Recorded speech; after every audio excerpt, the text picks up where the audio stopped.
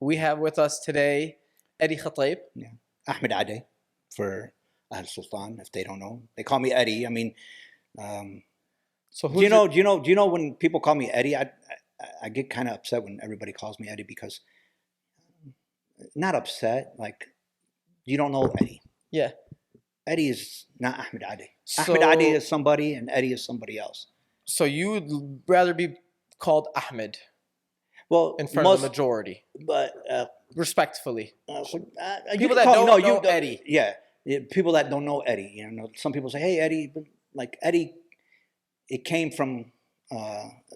For me personally, it was from a special place. You Yeah. know what I mean? So they call me Mike, Yeah. and I don't like when like Ahmed Sultan call me Mike. They're like, "Oh, who's Mike Ora?" It's Muhammad Ayesh. You know, Yeah. like we know you as Muhammad Ayesh. Yeah. That's who Like you are. Ahmed Ade. You're Ahmed Ade. Yeah, you don't have to call me Eddie. You can call me Ahmed Ade because Eddie is somebody, you know, and then my name, how it came about is weird. Like when we immigrated here, we moved to the east side and my dad rented a place in Boarabi back before we moved to the north end. And, you know, I'm a kid, I'm playing with these kids and what's your name? And I'm telling them in English, how do you say Ahmed? Ahmed. They took it as I'm Ed. And it stayed. So that's where Eddie came from. That's where from Eddie Ahmed came to Eddie. Yeah, I'm Ed. Oh, I'm Ed. I am Ed. No, okay, go ahead. My name's Eddie, and I just took off with it. So you're not born in the United States. I was born in Brazil. Born in Brazil. What year were you born? Let me hear your birthday. July 5th, 1971. July 5th, 1971. I was born in Brazil. I was born in a house. I wasn't even born in a hospital. Sao Paulo? Yeah, the neighborhood was called... São Bernardo? No, it wasn't San Bernardo. It was in São Paulo. It was in the city. God, what's the name of this? It's near Vila Formosa. Okay. You know. So you're born in a house. Yeah. Not even in a hospital. They didn't even have time. Yeah. And you have how many brothers, how many sisters? I got 2 sisters and 2 brothers, one of them deceased. What is your sisters' names? Maryam and Adawiyi. Okay. Who are they married to? They're married to... Maryam's married to... Brother Arab. And my... Okay. And Adawiyi is married to Brahim Arab. They're both from the Sawiri. And my brother Muhammad... Yeah, my brother Muhammad is married to Layla Sulaiman. I don't know if you know Salamanki. Yeah. His sister. Wow, I haven't heard that word in a long time, Salamanki. Yeah. Who بالبرازيل now? بالبرازيل وبلبنان وبالصين. He's in China. He's everywhere. Oh, that's him. Yeah. Got you. Yeah. So how can and my brother Ali, who passed away. Okay. Yeah. We want to talk about your brother that passed away, but your sisters, because I see them all the time. Yeah. And they're married to Ahmed Sawiri. How did you guys get to know Ahmed Sawiri? Well, my mom, my grandmother. Okay. She's from the Sawiri. What's your grandma's mom? Grandmother. Her name is Raya Zaytoun. Okay. And she's from the Sawiri. I don't know if you know Mahmoud Zaytoun, Ali Zaytoun. Yes. In Oregon. Yeah. Those are my mom's cousins. I see. And actually, my brother-in-laws are my mom's cousins too. وبيك من الضيعة, no? Yeah, بيي من السلطان. بيك من السلطان. Yeah. اسمه عدي. بو محمد عدي بيوكن بو عدي. People know about them. نحن, like they say نحن ولاد جد. ولاد جد, I think, is more like we have in a I don't want to say it this way, but I mean we're just favored by God. For example, like I heard stories like Jiddi Sulaiman and Jiddi Buade, if you upset them, they would say like things to you and say, I hope, like, you know how you're mad at that moment. Some voodoo stuff. Some voodoo stuff. Yeah, exactly. And next thing you know, this person that pissed him off got bad luck. Not bad luck. I mean, his cows are all dead. You know, things like that. Or, you know, that's what I was told. I mean, I wasn't around back then, but like, نحن ولاد جد. And on my dad's side, they've always been super religious, even before religion became popular. Yeah. They were religious before that. You know what I mean? They were interesting. Yeah. So I think every family has like a saying or a family like crest or a family thing. You know, Beit Ayesh. Like, how did you guys get the name Beit Ayesh? You know, and it's my great, I don't know which grandmother had passed away. And when they would wrap you and they would say, you know, wait for the next day to come. But she had woken up because they didn't know if anybody was really dead or not. Yeah. She had woken up and got out of everything and then found her place in a corner somewhere else, dead again. And that's kind of where the Ayish family Daesh came. came from, Yeah, and yeah. it's just like, you know, little silly Yeah, stuff, village stuff. and the reason it stuck is because Beit al-Arra is so big. Huge. So you can't, like your name's Mohammed al-Arra. Mm-hmm. There's a million Mohammed al-Arras. You go to the YMCA, But check if out. you say Mohammed Ayesh, Yeah, exactly. or you know your dad, Much Allah smaller. yarhamu, Ali Ayesh, that's, You know who. if they say Ali al-Arra, who's Ali al-Arra? Yeah. Which one? You know, so like I think they had to like keep those nicknames. Yep. You know what I mean? That's how they would be able to differentiate who's who AI, because we're very different. Yeah. Okay, so back to you. You weren't born here. You were born in Brazil. When did you come to? What I guess what happened next? Well, in 1973, I believe I was 2 years old, so I don't really remember. But like in 1973, my dad was like he was already in Brazil for like 16, 17 years. What was he working in Brazil? He was they called him mescati. Okay. What they do is they kind of like in mosquito doors and stuff? No, not mosquito doors. Like they used to go door to door and sell towels, sheets, home goods. That makes sense. Yeah, like and Dona Maria, I got some new towels for you. What is it about the hike? You know, they open the trunk up and they're selling what they got. But everybody was like that. At that time, nobody had stores, and times weren't as good as they are today for them. They used, like my dad and Sleiman and Jarosh and other guys, that they were all like, if you see like now how Sleiman and his kids live and how Sleiman started, it's beautiful to see. You know what I mean? So, you get him on the podcast. What's that? You should get him on the podcast. Well, he's in Brazil, I think. He'll fly me out. Yeah. So like that's how it started, but nobody had stores back then, so everybody just had to go door to door and hustle and sell whatever they can. And that's how it started. And in 1973, my dad was like, I want to raise my kids in Lebanon. I want them to have this culture. And you got to remember, I'm 2 years old. A baby. By the way, you're I'm the youngest. You're the youngest. By 9 years. My brother Ali Allah yarhamu is 9 years older than me. Like I said, from 57 to 62, my parents had four of them, four kids in 5 years. Were you the boo-boo child? Yeah, I think they say that I was. My mom, when she found out that she was pregnant with me, she was in depression. She was in the depressed state. It was hard for her. It was hard. It was like another kid. It's very hard for a woman. Like I gotta feed him. I gotta take care of him. After these guys, the youngest is 9 years old now. Exactly. Now I got to do this all over again. School. So I wasn't meant to be, but I guess I tell my mom all the time, you saved the best for last. She did. That she did. You are an amazing person. I'm going to be honest with you. Thank you. I think you're one of the most interesting people, and I was really happy that you wanted to get on the podcast. Yeah. Like you want to tell a story.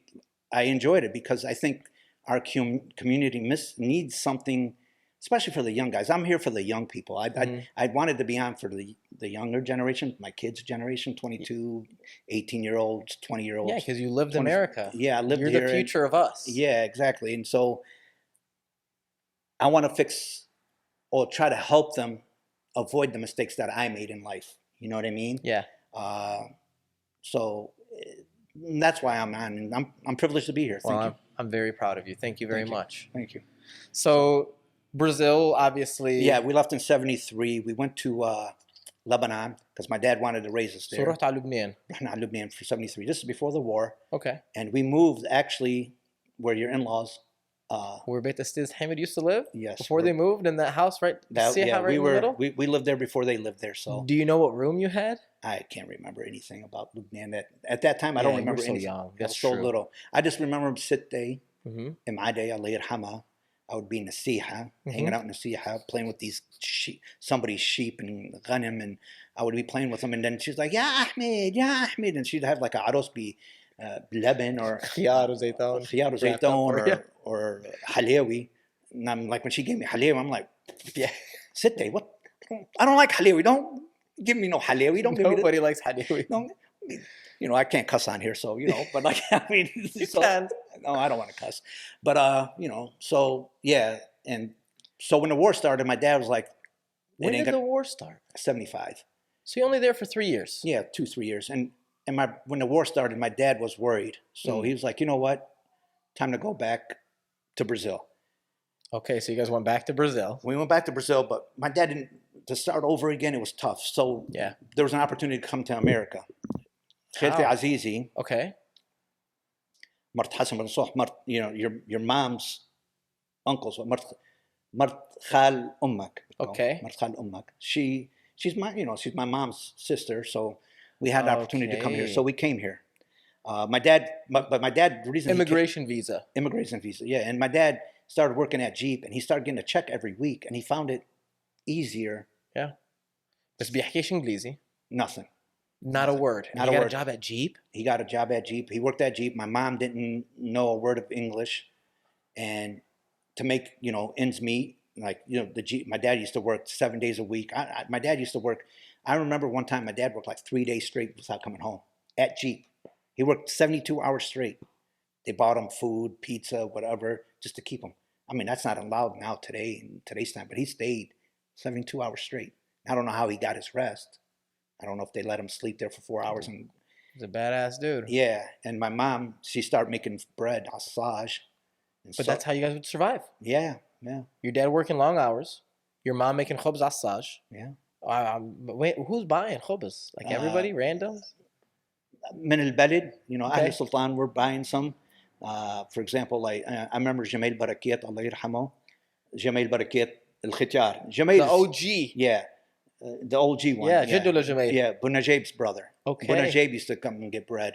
And you remember these people coming? Yeah, Tiger Bakery. When Tiger Bakery was owned by the Syrian, his name was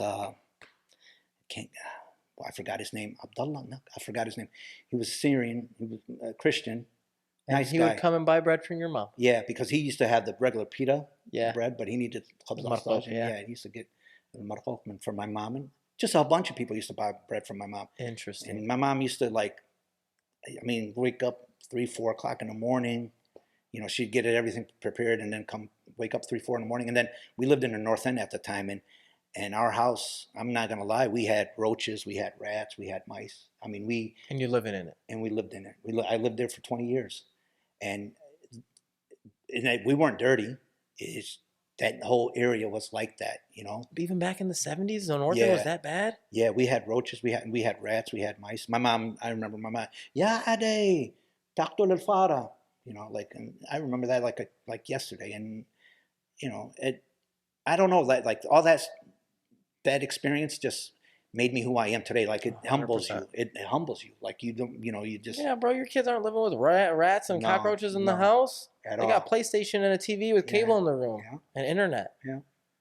I remember, you turn the light on. Everywhere. Yeah, bro. Yeah. It is what it is. I mean, I never got grossed out or nothing like that. Like, it's just, it was just part of life. Okay, and you guys lived 20 years in the North End. Yeah, from 77 to 97, 98. Elementary school, you went to? LaGrange. I went to Leverett in junior high.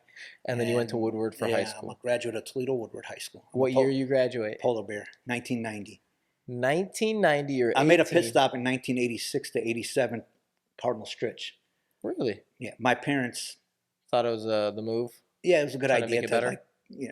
And you know what's funny? I saw more drugs at Cardinal Stritch that 1 year, my freshman year, than I ever did in all the public schools that I went to. Really? Yeah.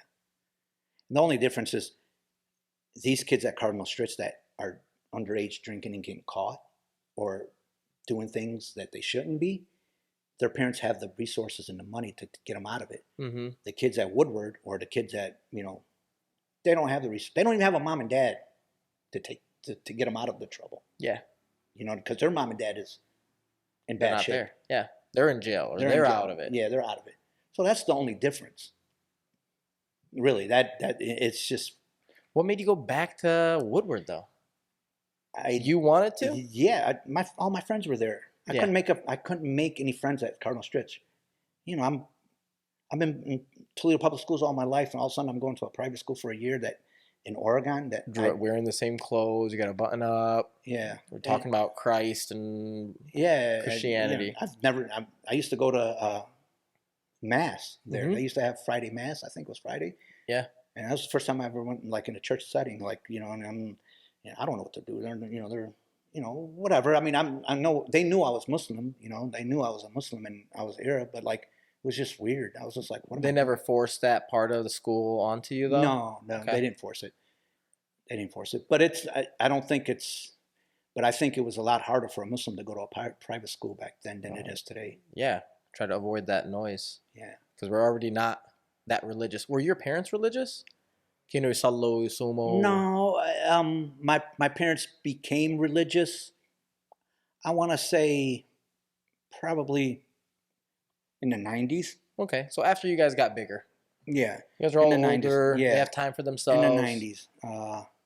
They can practice. They can find. They went to the Hajj in 1997. Okay. So, and my dad used to be an avid card player. Yeah. He didn't play cards after the Hajj or anything. Really? Yeah. He's straightened up. Yeah. Well, I mean, not that cards was haram. He just didn't have that love for it like he used to. So you graduated in 90, but you said your brother had passed away in 85? Yeah. How did he pass away? A car accident on I-75 by the YMCA in Oregon. Right there? Yeah, right like there. Before the bridge? Yeah, he was... Woodville exit and Navarre exit? Yeah, nearby there. Yeah, between the Woodville and the Navarre exits. So he's coming north. He's coming towards downtown. He's coming towards downtown. So he's going north. Yeah. 75. Yeah. What happened? Well, there was a big fight at a quarry. Okay. A bunch of guys from the neighborhood, him, and a bunch of people were there, and they got in a big fight with these guys there. I'm not sure who these guys were, and they were trying to get out of there because the cops showed up, and some of the guys got beat down severely, like hospitalized and everything. So the cops were coming after him. My brother was, driving fast, and he was one of 5 people in that car, and he's the only one that passed away. He lost control? He lost control. The car flipped. He flew out the car. He hit the back of his head, and he was dead on the scene. I remember I was across the street from the house, and my sister's yelling it for me, telling me to come home, and I knew something was right because she doesn't scream at me like that. And when I got closer to the house, I noticed she was crying. She just told me Ali passed away, and I was like, "What? What are you talking about?" Like I remember that day like yesterday. My brother, it was July 13th, 1985. It was in the morning. My brother left the house with he had this green shirt on with the Islamic Center of Greater Toledo on there, with the mosque picture, and you remember never thought that I would never see him again. You vividly remember seeing him? Yeah, he was going with his friends to the quarry. Never think. I mean, like one of the biggest like blessings a person doesn't really appreciate, I think, and us as Muslims, we think we got our shit together. Yeah. You don't. Like, because how many times have you left and you never said I love you to that person? My brother left. That with my kids too. I'll stop and I'm like, you know what? I didn't kiss him. Yeah. Let me kiss him because if something does happen. Yeah, you don't know when you're gonna come home. You don't know. How old were you? I was 14. And how old was he? He was gonna be 22. He was 22 at the time. And he had a big funeral, huge funeral, one of the biggest funerals I've seen. And I remember, like, I didn't go see him when. Did you say bye to him though? With the green shirt, he said bye to you. I can't remember if he said bye or not. I remember him. He was saying, "I'm leaving the house." Yeah, I'm leaving, but but never thought that he would never come back home again. Never thought that I would not be able to have a conversation with Khayya Ali again. Because I mean, like, Khayya Ali was the type, Allah yarhamu, like, I get a lot of respect from Khayya Ali. Like, people respect me from him, like the people in the neighborhood. Khayya Ali, Allah yarhamu, was one of the toughest guys around. Like, I don't say that out of, like, because he passed or out of arrogance, or anything like that. I'm not being like, you really felt that. People felt that. Yeah, and like, oh, that's Ahmed Khatib's little brother. You know what I mean?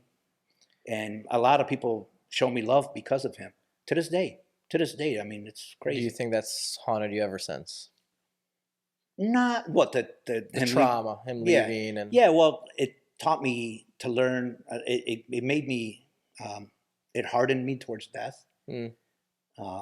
Like, when people die after him, it wasn't that hard. I remember, like, my mom became diabetic because of my brother's death. My mom used to cry, and I was the only one at the house because everybody else was gone. I'm the only one. Oh, they at were home. married already. They were married, or they were just grown, and I'm 14, 15 years old, and my mom would cry every night. Every night, it was just me and her, and my dad would be at work. My sisters got their own lives going. My brother has his own, and it was a tough time. It was a tough time. So from there, you guys have never been the same. No, no. And then when it was never the same. It can never be the same. But like you have to, life goes on. I've never lost a brother or like a sister or a kid, and I feel like yeah, that's a lot. And I feel like the people that have lost a child or lost a brother, yeah, it's something else. It's not only like losing your brothers, losing them at that age. You know what I mean? You're supposed to. Your children are supposed to bury you. You're not supposed to bury your children. Yeah. You know what I mean? Mm-hmm. That's how it's supposed to go. But subhanallah. I mean, alhamdulillah, my brother came out okay. My sisters did. I think I came out okay. So, it made us tougher. And I mean, I say like, my dad's death or growing up in the bar scene and growing up in public school and doing this and doing that made me stronger, made me better. But sometimes I wonder if there's more trauma that I'm letting on, right? There's more that I'm just not accepting or that are agreeing with that it has caused. Yeah. Better or for worse. Yeah. But I mean, life, like I learned that life is not supposed to be easy. It just can't. It just can't. Like once you're born into this life, like they say, you ever heard that? Yeah. Like once you're born into life, it's not going to be easy. I don't care if you pray 5 times a day. You've gone to Hajj every year since you turned 18. Me, these guys that go pray 5 times a day and Ra al-Hajj and did all this, and these are great Muslim life men. is tough for them still. Life is still tough. I mean, I don't care how much, iman you have in you. It's a different test. It's a test, man. It's a test. And subhanAllah, like God will not give you anything that you can't handle, though. You got to remember that all the time. Right. You know what I mean? Right. You just got to remember that nothing he gives you, you're going to be able to handle it. If you couldn't, he wouldn't give it to you. He wouldn't test you. Is your mom still alive? Yeah, she is. And your dad? No, my dad passed away in 1999. Passed away in 99? Yeah. He had died from cancer. I mean, he retired in 97. What kind of cancer? I'm not sure. I think lung cancer. It was tough. That was tough because, like, you seen your dad shrivel away and you can't do anything about it. I mean, he was 10% of what the man he was when he passed away. Was it like a tragic incident? Like you guys didn't know he had cancer and then he was sick, or? We knew he had cancer. He was in Lebanon. He went to the Hajj in 97. Mm-hmm. He retired in 97, went to the Hajj. And after Hajj, him and my mom, they were going to live that happily ever after. We made it. عمرنا بلبنان. عمرنا بلبنان بيتنا بالضيعة يعني خلص ولادي بيدبروا حالهم خلص. They're grown. Yeah, they can take care of themselves. And about a year into living in Lebanon, he was coughing, not feeling right, coughing blood. And he got diagnosed with cancer, and we brought him here. And he lived for about a year, going through radiation and chemo and all that stuff. And, subhanAllah, and that, I mean, it is what it is. Time is up. Time is up, And Allah yarhamu, I mean, my dad was a great guy. I mean, I remember growing up with my dad, like on Friday when he used to get his paycheck. It's during the summer. When school, you couldn't do it. But during the summer, my dad would get his paycheck every Friday. He would take me to the bank on the east side on Main Street. It was called Toledo Trust. Remember Toledo Trust? No. It was called Toledo Trust. This bank is not around anymore. And he would get his paycheck and, pay, it wasn't like today, direct deposit and all this technology. And it was like clockwork. Every Friday after he gets his paycheck, we go to Burger King right there on Front Street. Mm-hmm. We both get a chicken sandwich and fries and a pop every Friday. And I remember, I was 12, 11 years old, 13. And every Friday, And it was like the biggest treat. Like, and I look at my kids nowadays, and it's like, you guys want pizza? Yeah. They want McDonald's? You guys want me? Like, really, bro? They want a filet mignon. They want churrasco. And they're still not happy. No. And they're still not happy. And they're still not happy. And it's like, bro, man, what do we? How about a knuckle sandwich? You spoiled them. How about a knuckle sandwich? You talk about cockroaches, living in cockroaches, and yeah, you want to go to McDonald's. I remember that McDonald's and Burger King on Front Street. Yeah, it's still there. It's still there. Still there. It's one of the oldest ones, and there's a Wendy's right across the street. Yep. And yeah, that was my dad taking me out. Mm-hmm. Like, he didn't take me to the movies. What's he gonna take me to? He didn't know the language. He can't. What movie is he gonna take me to? Yeah, he's not watching TV to know the commercial that the movie's on. Yeah, and I'm a sports guy, and he's not gonna take me to a basketball game or like. I lived in Toledo, and back then you didn't have the internet where you can buy tickets online and all that stuff. And even if you did, my dad's not gonna go. But your dad was old when he had you. He was in his 40s, no? He was 40. He was about 40. Wow. 1971. My dad was 43 when he had me. Your dad was 43? Do you know your dad and my mom were like super close? Super close. Like your dad, my mom yeah. You know, like she. Your mom Beit Main. Beit Smidi. Beit Smidi. That's why. My dad loved Beit Smidi. Yeah, Beit Smidi. And my mom was like al-Faqir, like our house. Were they related? They weren't related. Your grandfather and my grandfather, my mom's mom and your dad's dad were like brothers, like best friend, like when I say brothers, like they were like ikhwi, like you know, like they rolled together everywhere. That's Jiddi Khalid was there, you know. Abu Ali Ayesh was next to him. You know what I mean? So it was like that's my mom used to tell me the story. So that's why your dad and my mom were close because of their relationship. Yeah. And I remember, like, I would be at a wedding or a get together, and next thing you know, like, you know, when people get up for the depki and you know, Laris Bellash, you know, and everybody's just, and your dad would just stroll over, sit next to my mom, and they're laughing. You can't hear what they're saying. They're just laughing. They're probably roasting people the whole time. And your dad had this keen, like, your dad could tell a joke. Yeah. Without smiling, bro. The guy was like, he was ahead of his years, dude. Like if he was a stand-up comic, your dad was a stand-up comic, he would be hilarious because he would tell a joke, and people would be like, the audience would be cracking up, and he's just like straight faced, and it's like, how do you not laugh? You know, because people ruin jokes sometimes. Like there's people that are stand-up comics or not stand-ups, but like they try to tell a joke and they're laughing so much. It's like, you know what? Just don't tell me the joke anymore. Exactly. Like, shut the F up. And like, I don't want to hear it. It's funny. Like, it was a funny joke. You're taking it too long. So, somebody else tell this joke. He can't tell. He doesn't, you know. He was a great storyteller. A lot of people tell me he was so awesome. funny. Yeah. He made a lot of people mad though, because he would make fun of them. Yeah, but it was in their face, directly, indirectly. And everybody knew, like, Ali Ayesh will roast you. Yeah. I'm so old. I remember your dad عالدربكي بالحفلات. No. Oh yeah. Oh yeah. Your dad used to. I still have some pictures. كان يدق عالدربكي. Can you do عالدربكي? He was good. Yeah, he was good. Ami Hussein thought he could. Yeah. You know, he wasn't. No, بيا كان صاحب بسط وكيف. يعني he enjoyed. That's what they would call him, huh? Yeah. Well, he was just like, he was. Even though, like, he doesn't laugh, and like I said, he doesn't laugh. Very all about joy and fun. But he was all about joy and fun. But he was an awesome guy. Allah yarhamah. Yeah, he was amazing. One day I'm gonna tell a story. One day we'll do a Ali Ayesh story. Yeah. So we have some closeness to us. Yeah. I'm sure you never knew this, but no, I never did. Yeah, I did. My mom tells me stories all the time and stuff, and I just try to keep them for my kids, you know. So get back on track. You got out of high school. Yep. You lost your brother during high school.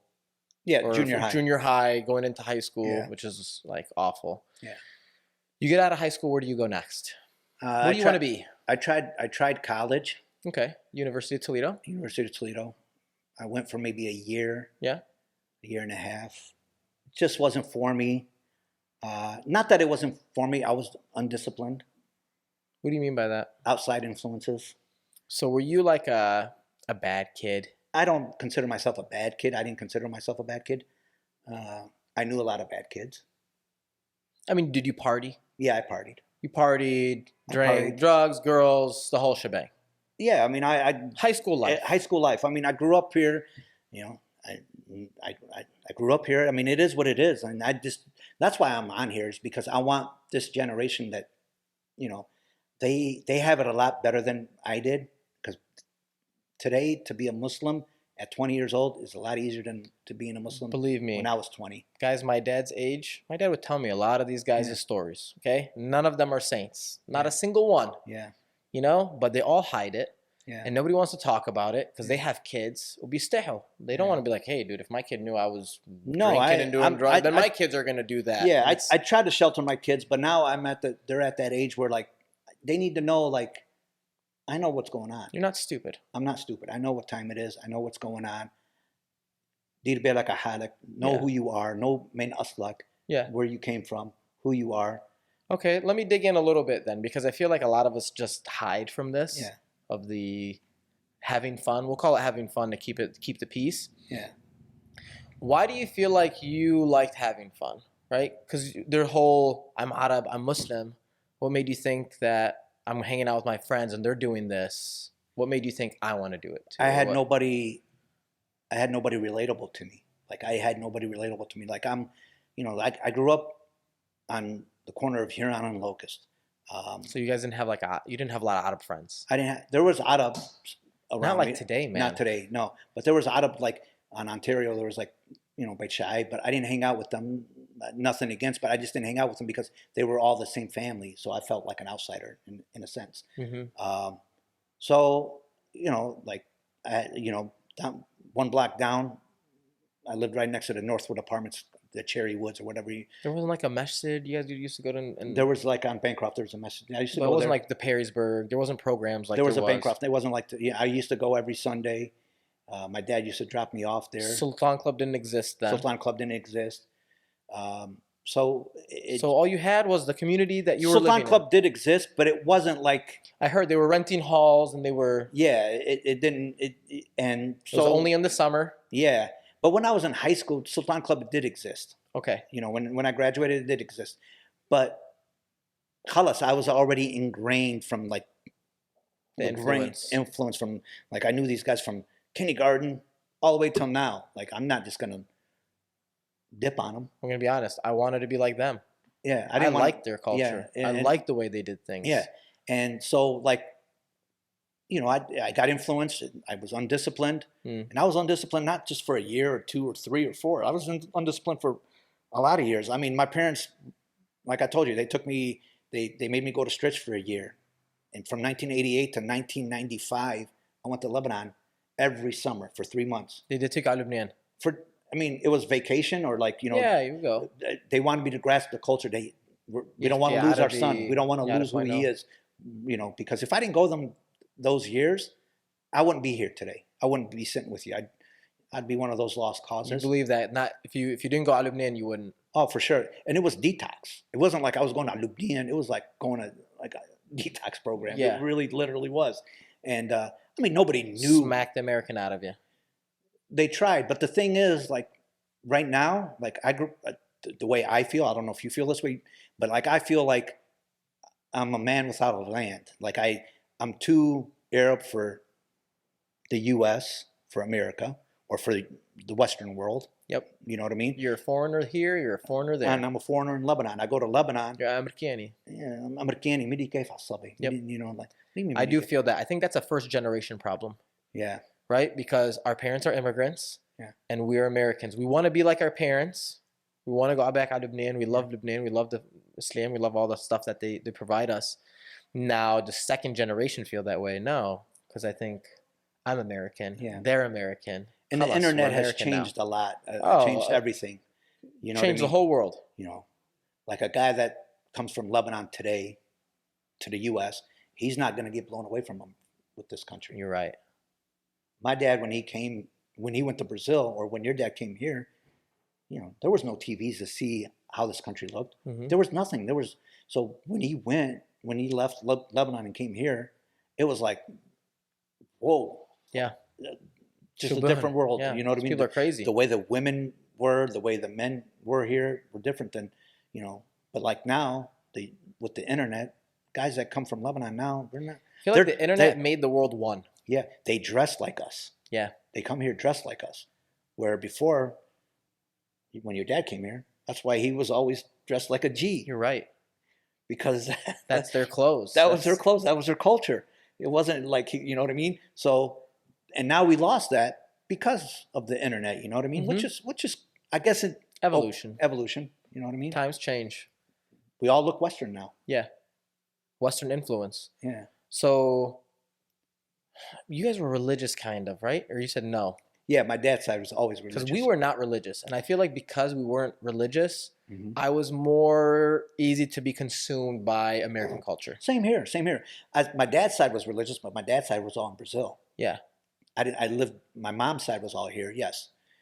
But my mom's side, not that they weren't religious. They were religious, but I wasn't them. Mm-hmm. You know, my uncles in 84, 85, they all took their families back to Lebanon. I mean, here's a great example, not to cut you off. Do you feel like your brothers and sisters are not the same as you because there's such an age gap? Yeah, they're and not like cultural. They grew up in Lebanon and Brazil, and you grew up more here in America. Yeah, big time. Yeah, and when they went to Lebanon, they were teenagers, so that influenced them 2 years. Even though they were only 2-3 years, it influenced them a lot more, like way more, like than it did me. You know what I mean? And they click with أهل بلدنا أكثر مني أنا. يعني I do click with them, but not like them. Yeah. And it's hard, man. Like I remember, like my my parents, like, we're going to Sultan Club. I don't want to go. I don't want to go. I don't have any friends. I don't have any friends there. That's what you would say. Yeah, I don't have. My kids say the same thing. No, I don't want to go. I don't have any friends. But I'm like, but like now, I wish I gave them a chance. I didn't give Sultan Club a chance. I'm just like, I don't want to go. I don't like it over there. I don't like anybody there. Is that why you kind of try now? Yeah. You kind of push that? Yeah, I do. And I miss out on a lot just because I live far. Yeah. And I'm a single dad. My kids live with me, so I'm doing this all on my own. So I don't really have the time. I don't like even before. I remember you came all the time. Yeah, Al Dearborn. You did push. Yeah, Al Dearborn. I don't even see like Al Balad and Dearborn. I don't even see them. They're probably like, man, they're probably looking at this podcast now and like, how the hell did Muhammad Ayesh pull it off and we can't pull it off? This guy doesn't want to never be around us, but he wants to be around him. I'll see you guys I'll see you guys soon. Don't worry. Inshallah. Don't worry. Okay, so you weren't an angel growing up in your teens and 20s. Far from it. When did you feel like you wanted to come back to, I guess, because how old were you when you got married? I was 26. Okay. So what happened from college to getting married, right? Because I think we all want to, not everybody thinks this way. I partied a lot between quitting college. Yeah. Didn't keep a real good job. I mean, I worked, but I didn't really. Dishwasher here, cook here, carry out here. Yeah, I mean, I had a car, made my car payments, made my insurance payments, and whatever. Didn't have just I partied, man. And in those years, if I would have took advantage of the opportunities, it doesn't. I'm not saying I should have stayed in college. I just didn't take advantage. Like I should have been more disciplined. I shouldn't have let that atmosphere overtake everything, and it did for good 4 or 5 years. And those 5 years is like getting set back 50 years. You don't get them back. You don't get them back. So when you have it good at your mom and dad's, yeah, enjoy life. I'm not saying you can't enjoy life.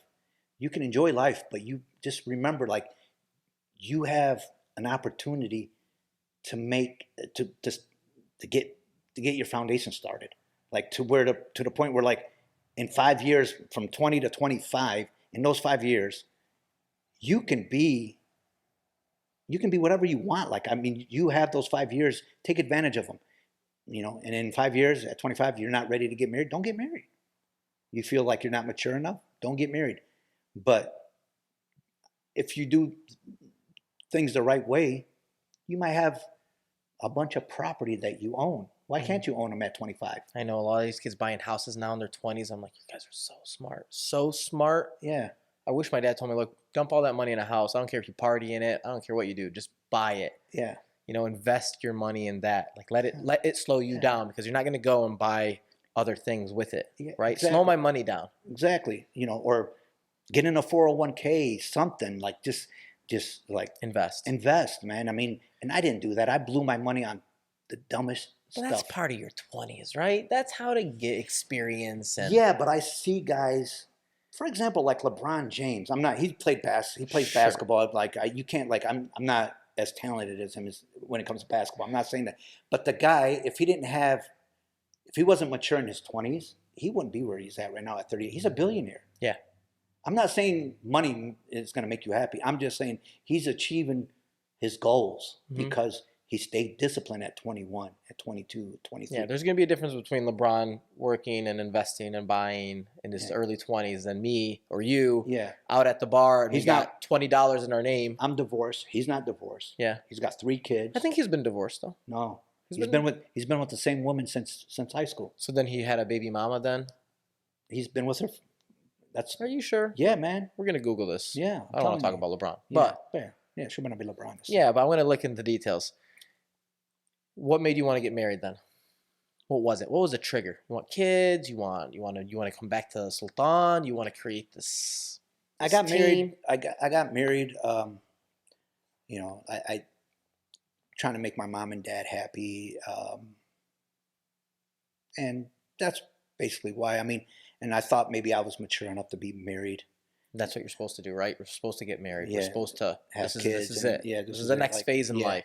And I was in Lebanon, and but you were done with the partying. You were over it. Not quite. Okay. I thought I was, but I wasn't. You know what I mean? And I got married, and it was. I mean, not blame the marriage. My marriage, I blame most of it on me. You know. Did you blame it on yourself back in the day, in the beginning? Like, or no, is it just not like really. we're still trying to figure not out? Not really, but like now I do because like I was not mature enough. I wasn't mature. I wasn't a good husband, really. Not that I was a cheater. I didn't cheat or anything like that. What do you mean by not being a good husband then? Just so that these guys not giving enough family time. I would come home. You didn't give them the attention they deserved. No, I'd come home, put the basketball game on, football game, watch it, and go to sleep. You know what I mean? Like, no conversation, no dinner dates, no keeping it, you know, fresh, no dinner dates, no, like today I see these young guys and I commend them and I'm proud of them. I really am. And I just hope my kids learn from them guys and not from me. Like you know, you see guys now, they go to movies with their wives, they go to shows or they go to sporting events. I mean, they do stuff, Ahmed. But I want to tell you something. Dinner dates. The divorce rates were getting out of control right now, right? Yeah. So what's going on? What's going on with our community for everybody to be fighting and relationships? To be honest, I think we get stuck. No, we get stuck of you got to marry from Beledek, and you also got to marry a girl from Lebanon. Sometimes even your cousin. And it's like, no, it's okay to marry from here because that girl might relate to him here, or he might relate to her. That they live here. I mean, they know each other. They know the country. They know the culture here. But for example, you guys are connected to Sowiri. Yeah. Ahl Adlaya or Halusi probably wouldn't want to marry anybody from Sowiri or Ghazi or anywhere nearby. It's if they, you don't see that too often. I mean, we've always been that. Let alone, we've been always. I mean, it was a big deal when my sisters got married, like from outside the village. It's like, how can you let them marry somebody from outside the village? See, you know what I mean? It's like if they're good dudes, who gives a crap? We're not even looking at the Lebanese or Muslim and like right down the street. Village. We want. It's just like we're too picky. Yeah. So you feel like that has really affected us? Yeah, I think so. I think like, you know, if you're a guy and you find a good, finding the right spouse. Yeah. For an Arab male man in the U.S. is probably 9. You know how they say it's half our life is marriage. Half of our religion. I think for a Muslim man here, it's 90%. It's not half. It's 90%. Like your happiness is that the spouse that you choose. You know what I mean? I think so. I do. Where was your ex-wife from? She's from the Sultan. From Sultan. Yeah. Okay. She's from the Sultan. I mean, it just, you know, Do you think it was a cultural issue yeah, though? big time. Yeah, because I believe, even though I'm Arab, I think I'm more American than I am anything else. Same. Yeah. You know what I mean? I mean, I'll sit there and watch Dave Chappelle. You know, that's my hero. You know what I mean? I love Dave Chappelle. I'll sit there and listen to the Wu-Tang Clan. I'm not going to listen to Fados. Yeah. I'm not going to listen to Immigrant. Yeah. I'm not going to, like, I mean, I like them. Yeah. But if you get in my car right now. You're bumping Pac right now. If it's not Pac, it's Biggie. I like both. I didn't choose a side. I didn't choose a side But on that one. it's not George Russell for anybody like that. Yeah, it's not George Russell. It's your culture, what you grew up with, what I mean, influenced you, and what your thoughts are. Like, you know, when I lived in my house in the North End, it was like you walk in, you're in a different world. You're like you're in the Sultan. You're in the village. Like Hassan Wehbi, Arbeid's dad, he used to come over. He used to work at Don's Donuts. And he'd come over at night to play cards. The one downtown, the Don's on downtown? No, on the east side. On the east side. And he used to come over at night, come يسهر معنا لعب ورق عند أهلي. And he used to come, and the guys are sitting there playing cards. He was like, دخيلكم بس فوت على بيتكم كأنه فايت على سلطان يعقوب. That's how it was. But when you leave my house... With the roaches and all. With the roaches and all. But when you leave my house, when you open that door and you leave the house, it's the North End. Yeah. It's the North End. It's, you know. Look, I remember going on the North End on Beit Mike Azizi and they lived over by Dairy Mart. They lived right behind Dairy Mart. Yeah. You wouldn't want to ever go there. Yeah. But we used to go, نجتمع كلنا, jump in and pool parties and screaming and yelling while the whole hood is selling dope and and you got crackheads, drug deals and crackheads, people just tweaking, you know, and like we had no idea. And so like it was weird, like, and then like across the street I had a park. It's called St. Francis Park. I made a lot of friends. I learned democracy there. You know, I learned democracy at St. Francis Park. You learned hood democracy. Yeah, hood democracy. Like, say, when we were playing basketball, to make it fair, you know, the best player, A and B, are captains, and they choose the teams. And we chose, like, you know, the game's only up to 11, and it's a democracy. You have to, like, agree to this stuff, and this is how we agreed to it. Like, and, you know, and then I made a lot of black friends. I made a lot of white friends. I made a lot of Mexican friends. I made all kinds of people. I'm Catholics, to Baptists, to even all Muslims, all religions, and it was awesome, man. It was a great time. I loved every second, and my siblings didn't grow up like that. I grew up that way, so that's why I'm a little different and unique. You're much different. Yeah, and that's why I'm a little different and unique, and I say it in all humbleness. I don't say it in like an arrogant way. I just grew up different, and then like I remember when the older guys would show up to play basketball. You know, it'd be 6 in the evening, 7 in the evening.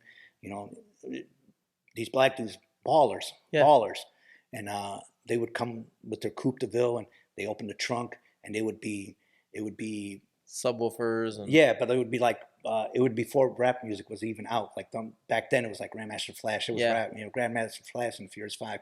But I mean, they would be like the Isley Brothers, you know, and this is R&B music. So like when people's like, you like R&B like that? Like I love R&B. You know, and these guys were playing ball, and they wouldn't let us all because we're too little. You know what I mean? They would be playing ball, and they had the music on. It was awesome. I mean, those are good memories. Oh, I loved it. And then like that's why I got like.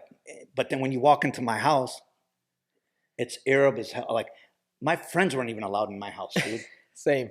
You know what I mean? My friends, they're like, I'd be like, you guys got to stay outside. Yeah. And then when I go over their house, and you know what I mean, like.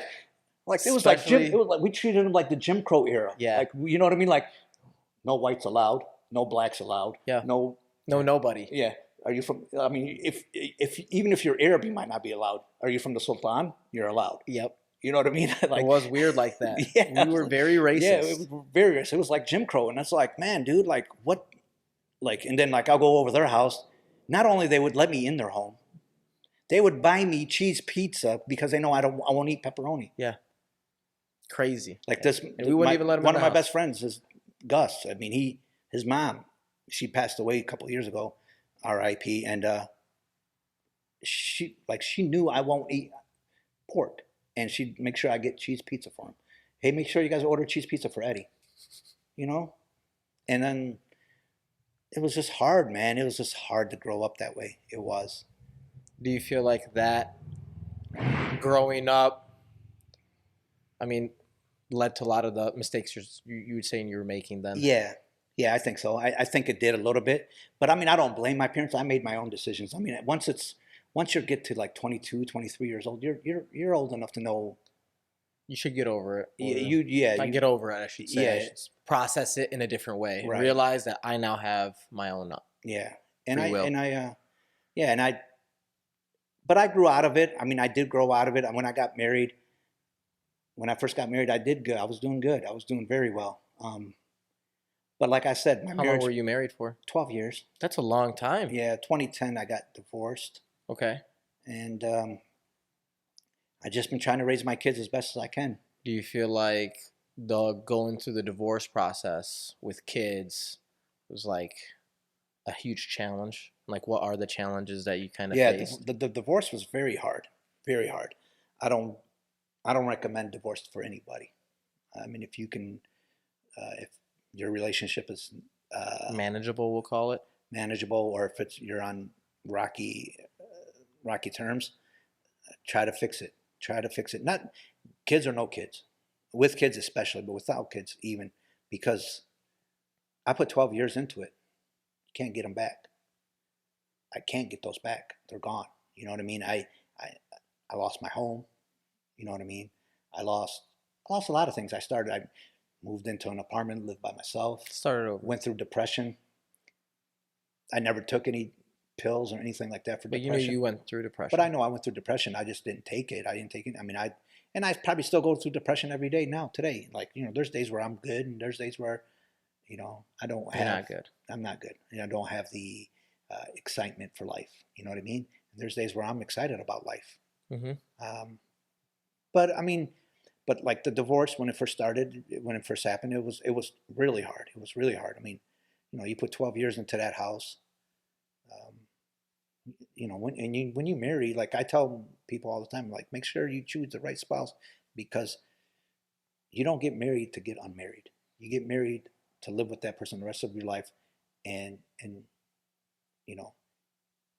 I like, the thing is, like, I'm not my mom and dad. Yeah. The way they looked at marriage different. They looked at life different. Everybody exactly, looks. yeah. Like, I mean. So if you wanted to give advice to these new guys or the people that are like me, we're still in it, what are, I guess, some advice? Take your time. Mm-hmm. If you're like, get to know her. I mean, get to know her. Get to know her mom and dad. Even, like, I mean, in your own way. I mean, and just take your time. I mean, there's no rush to get married. I mean, if you're 22, you got plenty of life left. And just get to know her. Be the best version of yourself. Try to work on yourself. Work on yourself as much as you can. You know what I mean? And like, it could be practicing the Dane more. Each person is different. That helps. Not gonna lie. Yeah. Practicing Dane a lot more. Praying 5 times a day. Try to pray 5 times a day. If you can't pray once, if you can't pray 5, pray 1. That's how I started. I started back just praying the hood, and now I'm praying Asr, now I'm praying, getting 4 down, I'm gonna get to 5. Yeah. And it's a slow start. It's a slow start, and just, like, yeah, I mean, a lot of these guys are going to universities, they're going to college, they're meeting girls. I mean, just take your time. Just take your time. Love is tough, man. Love is tough. Yeah, it's hard. It's hard. When you fall in love and you want to rush and you want to get married. Because I think a lot of guys. What if she goes and some other guy? Yeah, but I think a lot of guys. But if we're it's on a not, time crunch, bro. We're on a time crunch. Yeah, but if it's not meant, she's not. If she's going with somebody that. How do we know if it's meant or not meant? Yeah, but like, I mean, like, I think what happens is, like, we're into looks. Mm-hmm. Like, she looks great. Looks are nice. Looks are nice, but, like, can you live with this woman for the rest of your life? I can live looking at her. I don't know about that. But is that enough? No, it's not. Of course, it's not enough. It's not enough. I'm the opposite. I think my dad always taught me that beauty's on the inside. Yeah. And you have to really be about personality and mind, right? Right. And can she carry a conversation? Can she carry a conversation? Yeah. I need an intellectual person. Yeah. But like you're saying, it can't be all looks. Yeah. If it's just all looks, then we see what it is. It's just. And be yourself. Yeah. If you Do you are think you attracted weren't to, yourself? no, be yourself. Like be like, be yourself. If you're struggling in school, say you're struggling in school. So let me dig a little deeper. So if you're struggling in school, say you're struggling in school. Before you got married, you said you weren't ready and that you're Yeah. still kind of not out of the party phase. Yeah. Do you feel like, how do I want to explain this for those folks? Like, do you feel like we got to be more ready when it comes to like something that's serious, like marriage? Yeah. Because I didn't take it that serious, right? I took it as more love and, trying to like that mushy gooey stuff. Yeah. Not thinking you're with this person for the rest forever. of your life. Yeah. You're gonna live with this person. And how annoying it can be, or how great it can be, Yeah. or how, the good and the bad.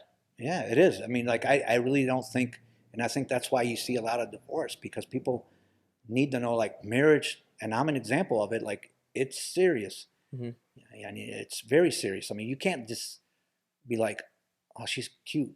I like her, Dad." Yeah, they got money. Yeah, and then like on the other side, the girl is like, "Well, let's get to know each other," or like on the other side, oh, well, he's a good guy, متعلم, عنده مصاري وعنده متعلم وحكيم وthis and that. Like, yeah, but like, is she gonna be happy?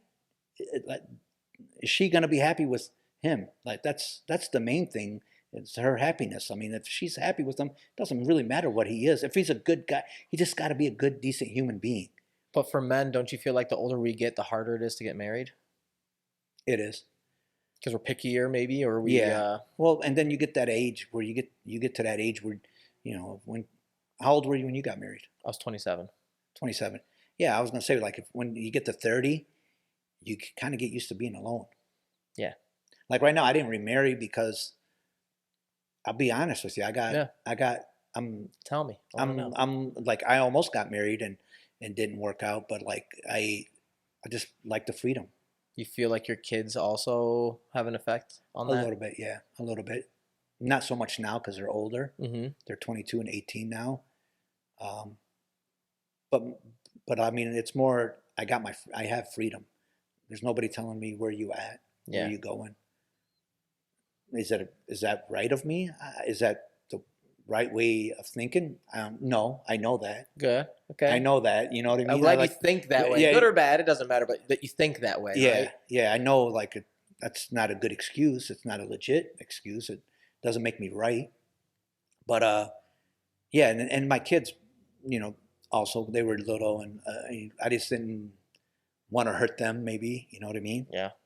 And now they're older, which is even making it harder. They sometimes. ask you tough questions.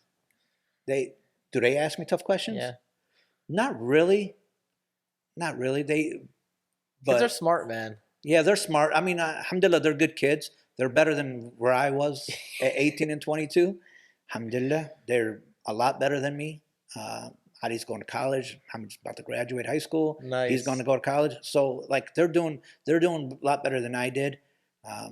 They both got nice cars. When I was 18, 22 years old, I didn't have a license until I was 21, bro. Really? Yeah. You're still driving, I'm sure. Illegally. No, man, no. I was no. It's just I wasn't driving yet. At 21, I got my license and I got a car, and I think my parents never like forced me to get one just because of what happened with my brother. Yeah. So it kind of like, you know what I mean? So, but like they have their own cars. They both work. They're responsible. I mean, are they sloppy? Are they slobs sometimes? Yeah, and it's annoying. It's so damn annoying. I get so mad. So don't you think how we parent matters so much now? Like I think about that now. Yeah. You got my kid's not going to school on time. It's because I'm not waking up early and I'm not pushing him. And he's looking at me like, oh, dad's always late. Or dad's this. Like I'm starting to notice they're not the messed up ones. I messed up. Mm-hmm. I'm the one that's effing it all up. And well, see, the thing is, like the generation back in the day, like I told you, Huele back in the day they just left here and they went to Lebanon, and the kids went to school there for 5, 6 years. Some of them say 5, some say 10. It all depends, varies. But they chose the easy way out. Huele did. They might get upset, but that's the truth. What's easy? Lebanon is raising them. Lebanon, Sultan Yaqub is raising them. Yeah. You don't have to worry about them. Yeah, a lot of the guys, they, in I guess my dad's group, Yeah. right, in the 90s and 2000, they just took their wives to Lebanon and live in Lebanon while I work in America, right? And now these guys are saying, I wish I spent time with them. I Yeah. wish I was there.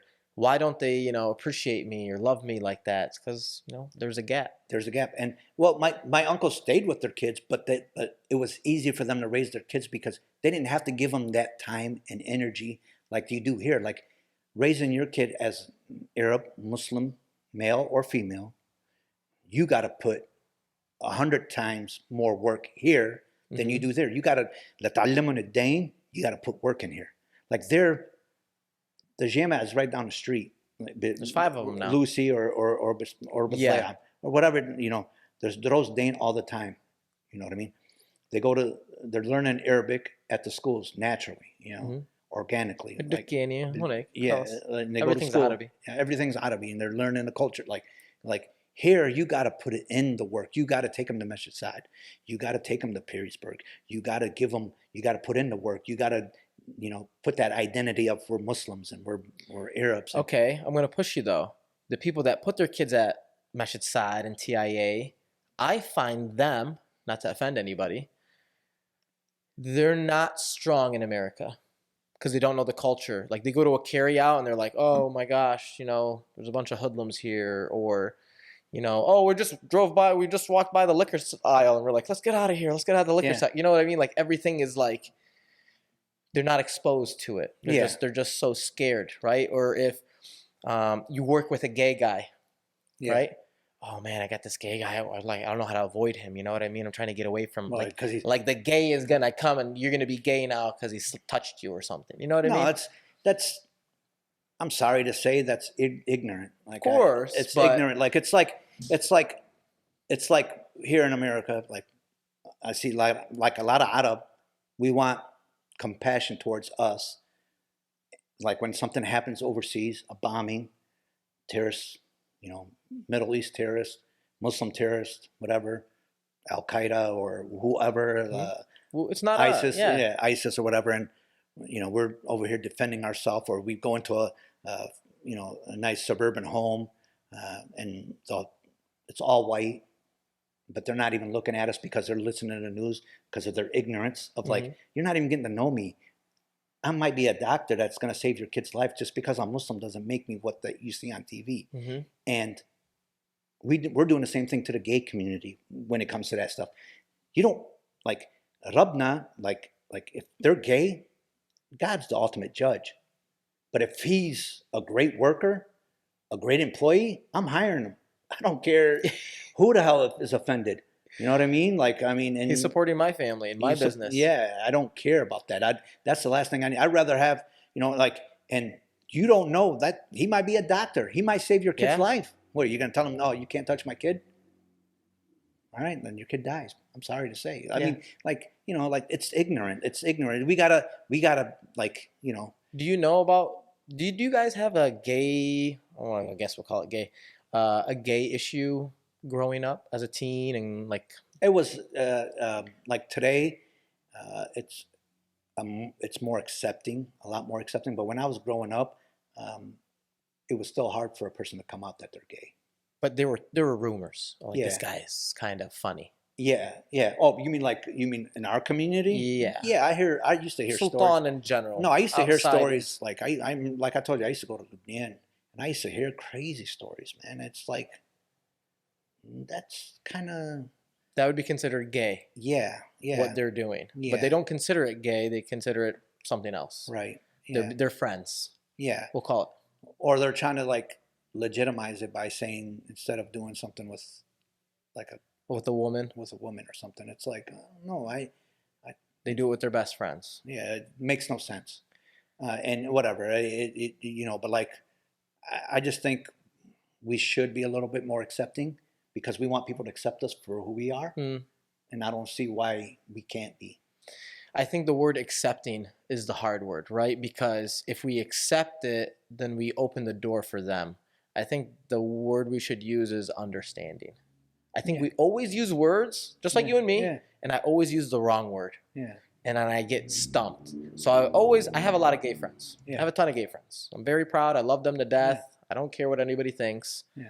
And they respect me and I respect them, and they are honestly the best people. I'm talking about people from Malaysia, that they're more Muslim than we are, you know? People from all over, and people from the Sultan community that think there's no such thing as gay, but they are openly gay, and they're my friends. And there's many of them that are out there like that, but we don't want to accept it. We don't want to understand them, why they act the way they do, why they feel the way they do. So, I mean, it's just, I find it weird because it's a touchy subject. Yeah, I mean, it's out like, there. Yeah. I mean, like, I don't, you know, like I said, you don't want Islamophobia on you. You know what I mean? Why do you want to be homophobic? It doesn't make sense. You're being a hypocrite. We are. You get what I'm saying? You're being a hypocrite. Like, that's how I look at it. So do you look at being gay as a sin, like drinking booze or? No. I think booze and alcohol and drugs is more of a sin. You just got to be a good person. You know what I mean? That's how I look at you. If it is haram in the book, it says it's haram. But because what if that person wants to revert and come back and not do those things and think that? Yeah, exactly. I mean, he's just sinning now. Being a Muslim is for everybody. It's for everybody. It's for the broken. It's for the alcoholic. It's for the addict. It's for a murderer.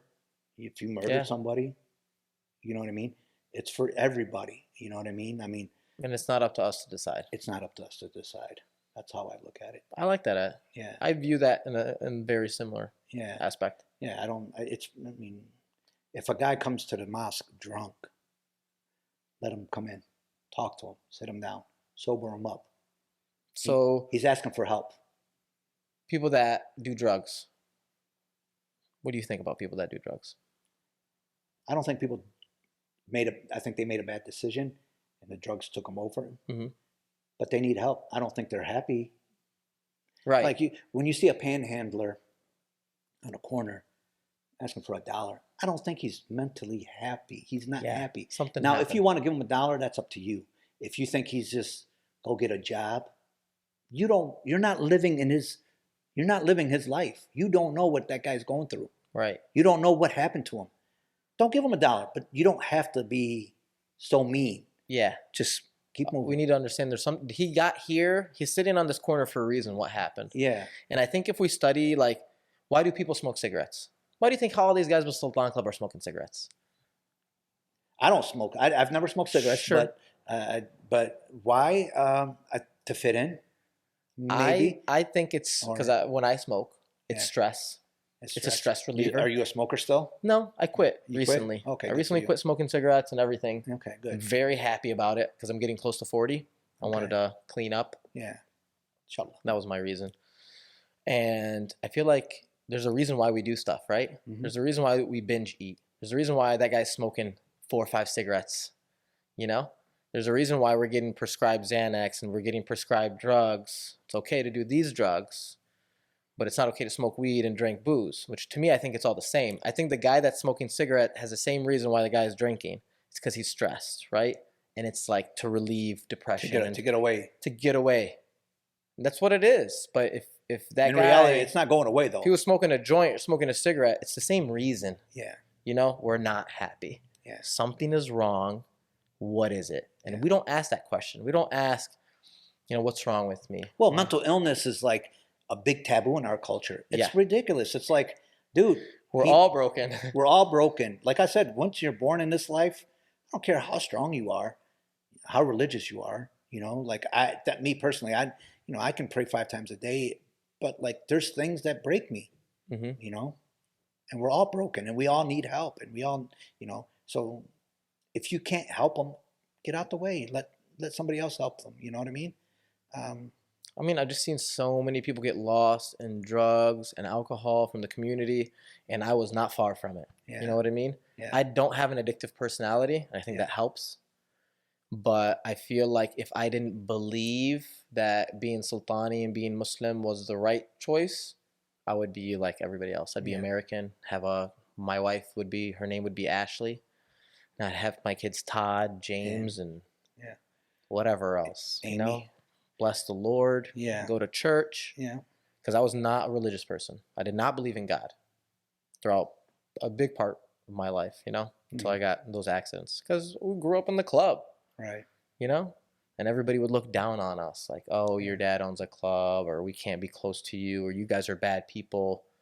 And just judging us from the outside. My dad never went in there. He had some people run it, you know? He was always just around and always out playing cards with the guys. And we never got to see my dad as this bad person. Yeah. But the outside would always look at us as the outside, you know? As bad people. Yeah, exactly. So for me, it was like, well, shit, if you don't like me, then what's the point of even me being around? Like, I would psalm and I wouldn't pray. Some religious people would come up and like, oh, there's no point of fasting. Yeah. Go break your fast. And it's just like, push you down some more. And it's like, oh, and then if you're not. It's a start though. Like, I mean, it's a start. Like, then I'm not fasting. I'm not eating. I'm like, well, if you're not fasting, you're not praying, and you're not doing anything, you might as well not be Muslim. And it's just like, you guys keep fueling this. If I'm not doing Muslim things, then I'm not a Muslim anymore. So we start to lose our identity now. And it's not because we lost it. It's because our outside community puts this force on us. Yeah. And they have no idea, but it's just judgment on top of us. Like, I was always destroying us. Yeah. And like, growing up, I've always been respectful. Like, I've never, like, I've never. Your dad taught you that. Yeah, I've always been respectful, like, to the point where like I know I was doing wrong, but I never put it in anybody's face. Yeah. You know what I mean? And this is like the first time I really talk about. I don't really talk about my life like this. I mean, it's because I found this podcast interesting, so I wanted to do it. It's like therapy. Yeah, it is therapy, and it is. Well, it is. It's like talking about stuff. Yeah, it's therapeutic, and for sure. And I just don't want, like, I have a 22-year-old, 18-year-old. I want them to know that I'm always going to be there for them. I'm always going to be there for them. I don't care what they do or what happens. But I want what's best for them. So when I get on them about things, it's because I went through it. Like, I tell them, like, hey, your friends is your surroundings, your atmosphere that you're around. If you're around doctors, you're going to be a doctor most likely. If you're around lawyers, you're probably going to be a lawyer. If you're around druggies, you're probably going to be a druggie. You know what I mean? And I'm not saying that druggie's a bad person, because that druggie in 10 years, he's probably going to be okay. Inshallah, he'll be okay. He can find his way back. He can find his way back. But where's he going to be in 10 years? Is he going to be... He's probably going to be ahead like those other guys. No, he's going to probably be working, and no disrespect to Jeep. He's probably going to be working at Jeep. My dad worked at Jeep. My dad retired from Jeep. So no disrespect. He's probably going to be working at Jeep, making a decent wage, but struggling, trying to raise a family with a wife. Or you could have hung out with those wannabe college graduates that still come in, went out, partied, maybe, but they were disciplined. They put limits on everything. I was unlimited. I put no limits on nothing. You know what I mean? That's where I messed up at. They put limits. Like, they'll call and say, no, I'm not going out tonight. I got to study. But isn't that what makes you special?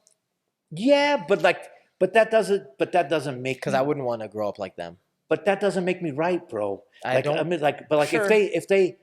It's good you see that. What I'm saying is, like, but in 10 years, that guy that says, no, I'm not going out tonight, I got to study. In 10 years, he's probably going to be. But how happy is he?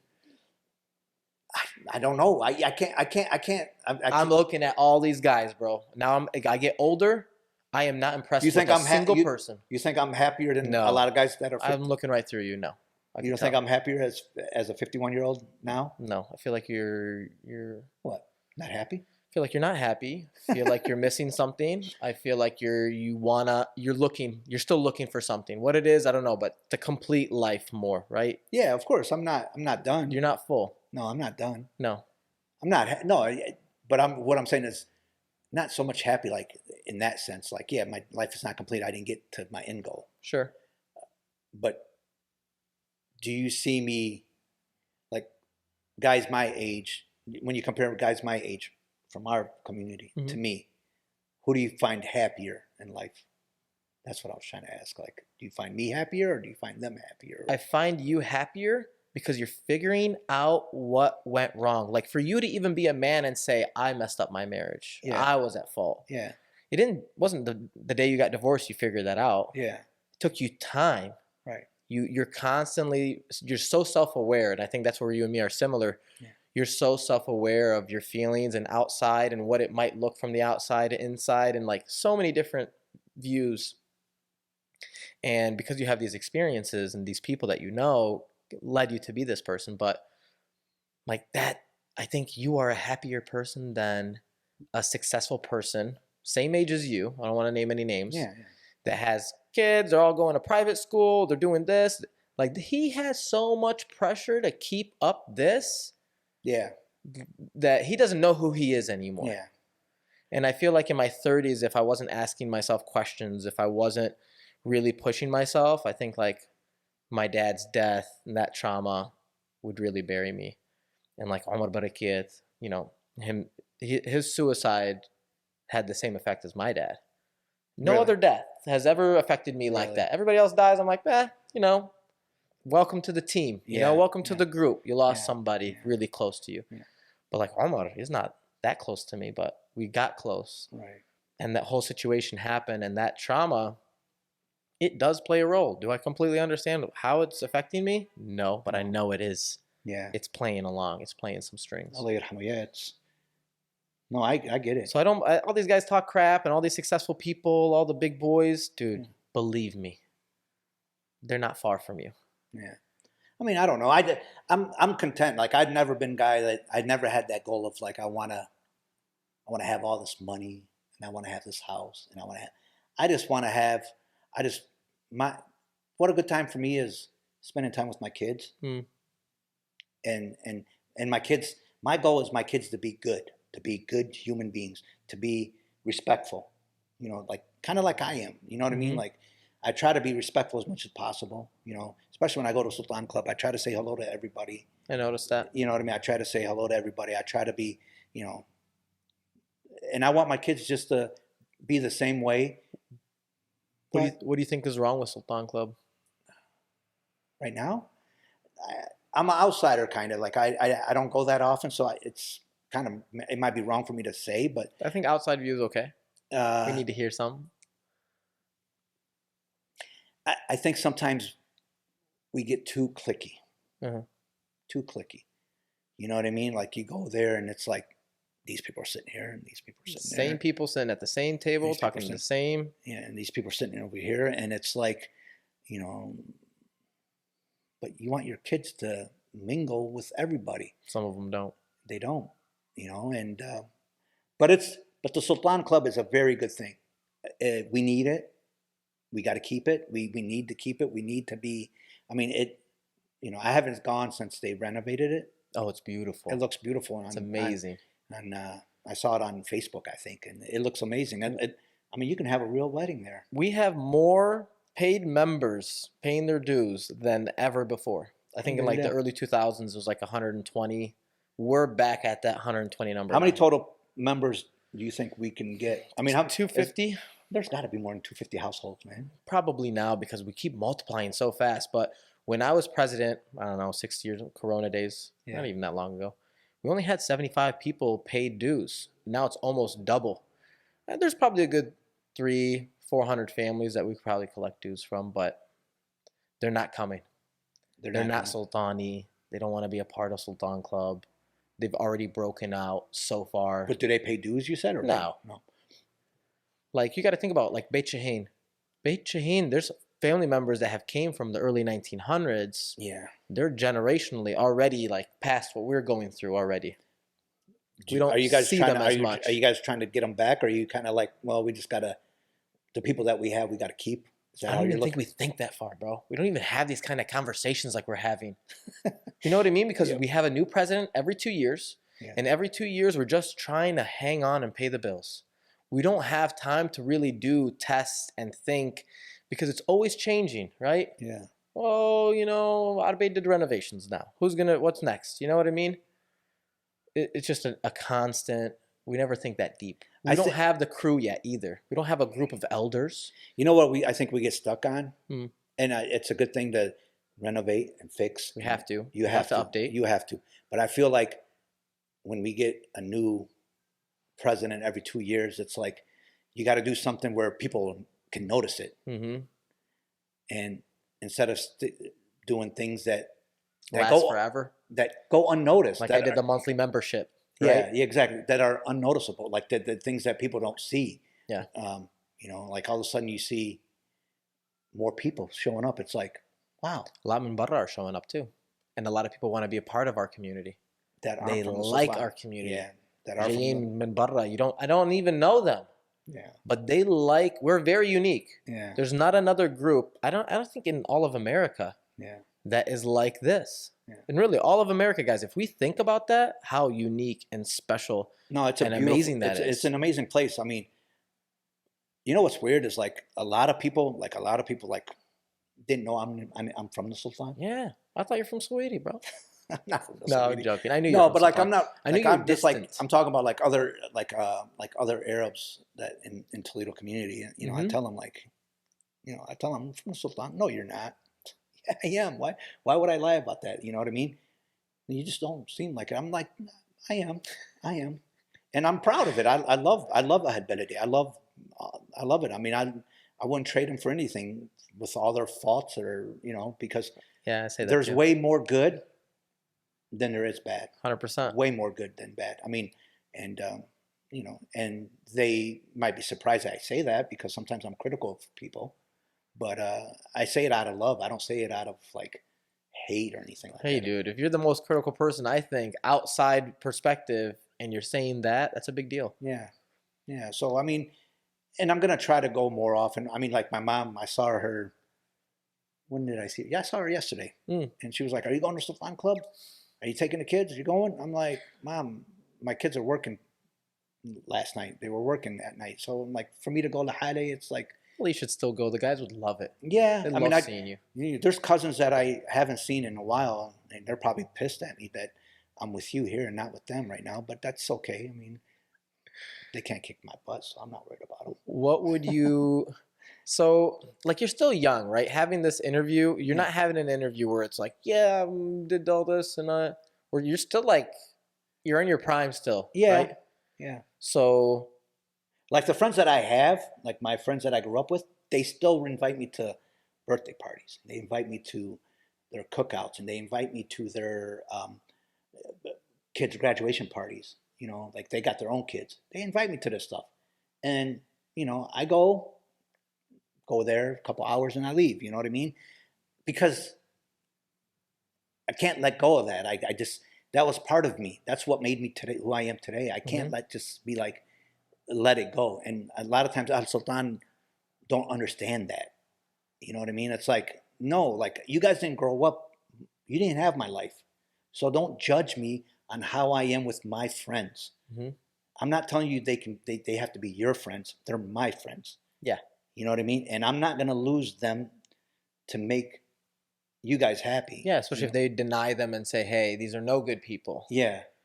They're no good to you. Yeah. Which is fine. But they're good to me. And you respect, you won't, you know. And like a couple of them might be gay. I don't care. They're good people to me.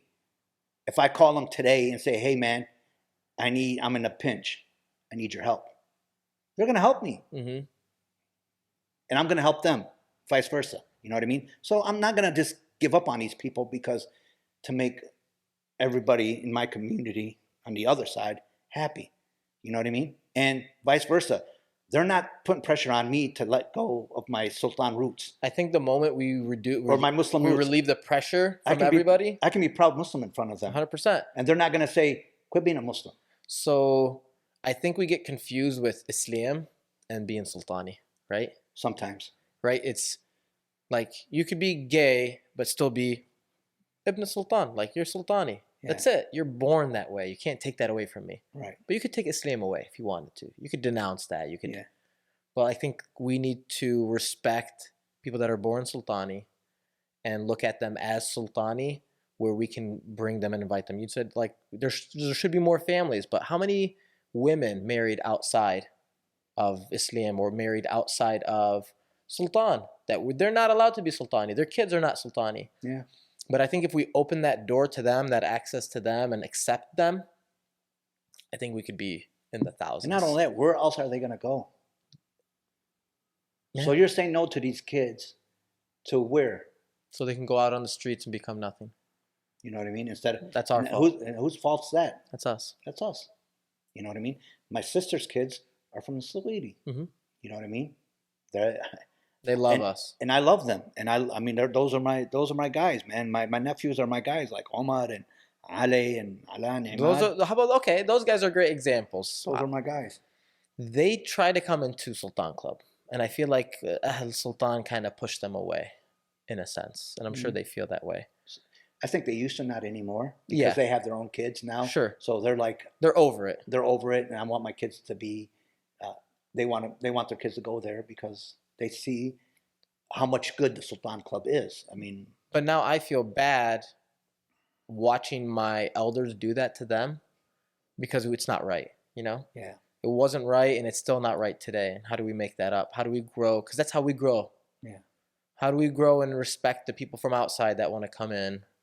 And not say, oh, they're going to become president and then change the rules, and then Sultan Club's diluted and we are not Sultani anymore.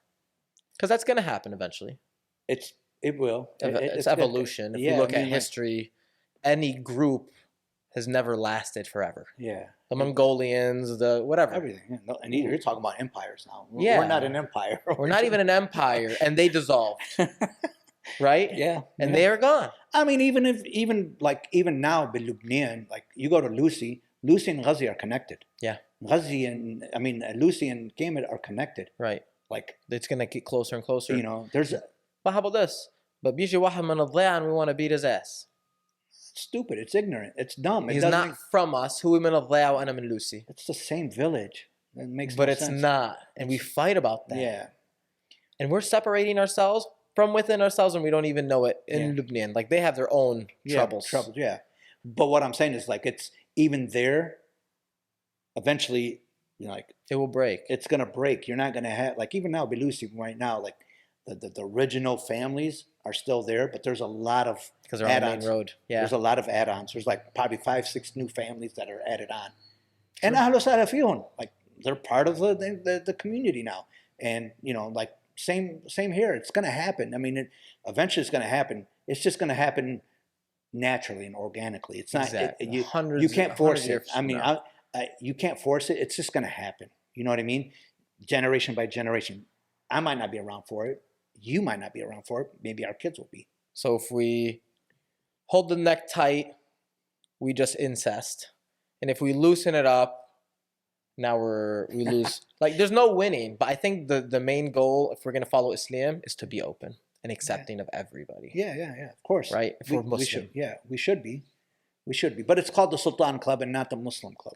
Right. We forget that. Yeah, we forget that. It's called the Sultan Club and it's not the Muslim. And I get it. I mean, I understand. It's part of our culture. And I understand why they want the president to be a Sultan. You know what I mean? Because you got to think of it this way. If it just happened that there's a lot of people from the Sultan that migrated to Toledo, Ohio. Yeah. Still don't understand why, but okay, it's a different topic, different story. I still don't understand why, but anyway. Jeep, Jeep, yeah. Jeep, yeah. So, like, but if, let's say, Ahl Ghazi or Ahl Sawiri or Ahl Majdil were 300 families, they're going to do what we did. Or Ahl Qaran, they're going to do what we're doing right now. They're doing it now. Yeah, Ahl Qaran, they have, their meetups once a year. Yeah. You know? You're not allowed. I'm not allowed. Yeah. Nor do I want to go. No, I'd like to look. Yeah. See how crazy it is. Yeah, but you're not allowed. But, like, I mean, that's how I look at it. Like, if somebody else, you know, when you're the big fish in a pond, yeah, you can bully people. Sure. You know what I mean? We're the big fish right now. We are. We're big. And I'm not saying it out of toughness. I don't think we're the toughest people in the world, but like, we're just the big fish. We're a lot. Listen, if the end of the world happened, you know, like if you ever watched the show Last of Us, yeah, or just any zombie show, yeah. If we just send a message to the Sultan group, said, hey, zombies are out, Shtima Sultan Club, we would be at an arms. We'd have all the ammunition, we would come together. We'd be the Ohio militia. Yeah, we'd make our own town. We would survive, is what I'm trying to get at. We would gonna survive. You know what happened in Waco, Texas back in the day, like in the early 90s? Would be another Waco, Texas? I hope not. Yeah, that's David right. Koresh? Who'd be David Koresh in our group? Not me. Arbeid, maybe. That did happen back then. Yeah, but we are powerful. Yeah. But we don't think we are. We don't think we're the big fish. We forget. Yeah, we are the big fish. We are the big fish. And I would like to take the Sultan people to the next level. And how do we get there? I think just talking about it, we might figure it out. Because last podcast we had Immigrant. Yeah. The last dinner, we had popcorn and snacks for the kids. Yesterday. Yeah, today's Sunday. Yeah. And the kids were loving it. But how did we get to the popcorn? Because we had a podcast. We opened up. We talked about it. Ahmed Khatib threw out his opinion that we need popcorn. He went and he made it happen, right? He took that initiative. The machine is there. The machine's great. It's perfect. It's a new machine. It's not the old one that we thought it was. We had a new one from Briquettes. And we've updated. Thank you, Jimmy. Yeah, thank you. And it's just nice to see. I think the podcast is going to help in this way. I hope so. And like I said, I mean, like, and the reason I did this podcast is just I want to be back in the community because I've been away. I went to Brazil from 2012 to 2016. I left Brazil. For Brazil for 4 years. We didn't finish. Yeah. So when your dad passed away, I was in Brazil. My dad passed away in May. From the time I went to Brazil till now. What were you doing in Brazil? Getting away? I guess it was like my antidepressant. Huh? It was a couple years after my divorce. You thought you were going to go there and make some money? Some money and find a beautiful Brazilian woman on the beach. I made a big mistake. It was a mistake. It was a dumb move. But when I came back, because I was away so long, I got used to being away from the community. Even though I was with the community in Brazil, but they're not going to come with me here. No. Where were your kids when you went to Brazil? They stayed here with their mom. With their mom. And I regret it. I regret that. That was a dumb move. I mean, how can you say that when you were, But at the same time, I was going through. I was going through it at that time. I was hiding my feet. That's the thing. We can't bring, as a man in our culture, to say we're like suffering. You got to hide your feelings. You got to be like, man up. And it's like, you got to be tough. You got to be tough. And I'm manning up, dude. But like, life is kicking my ass. Like, just like, it's okay to cry. It's okay to cry. It's okay to it's okay to be like, why me? And down or have feelings of sadness. And it's okay. And I learned that it's fine. It's okay to be not okay. It's all right. And I was there for 4 years. I can't say all 4 years were bad because I got to meet a lot of good people there. And but I just missed out on 4 years of my kids. Yeah, that's what you regret the most. Yeah. Yeah, family. I missed out 4 years, and for what though? And I felt like I was being selfish now.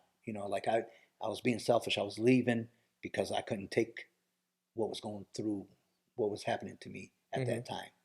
You know what I mean? It's hard to process. Yeah, man, it's tough. It's tough.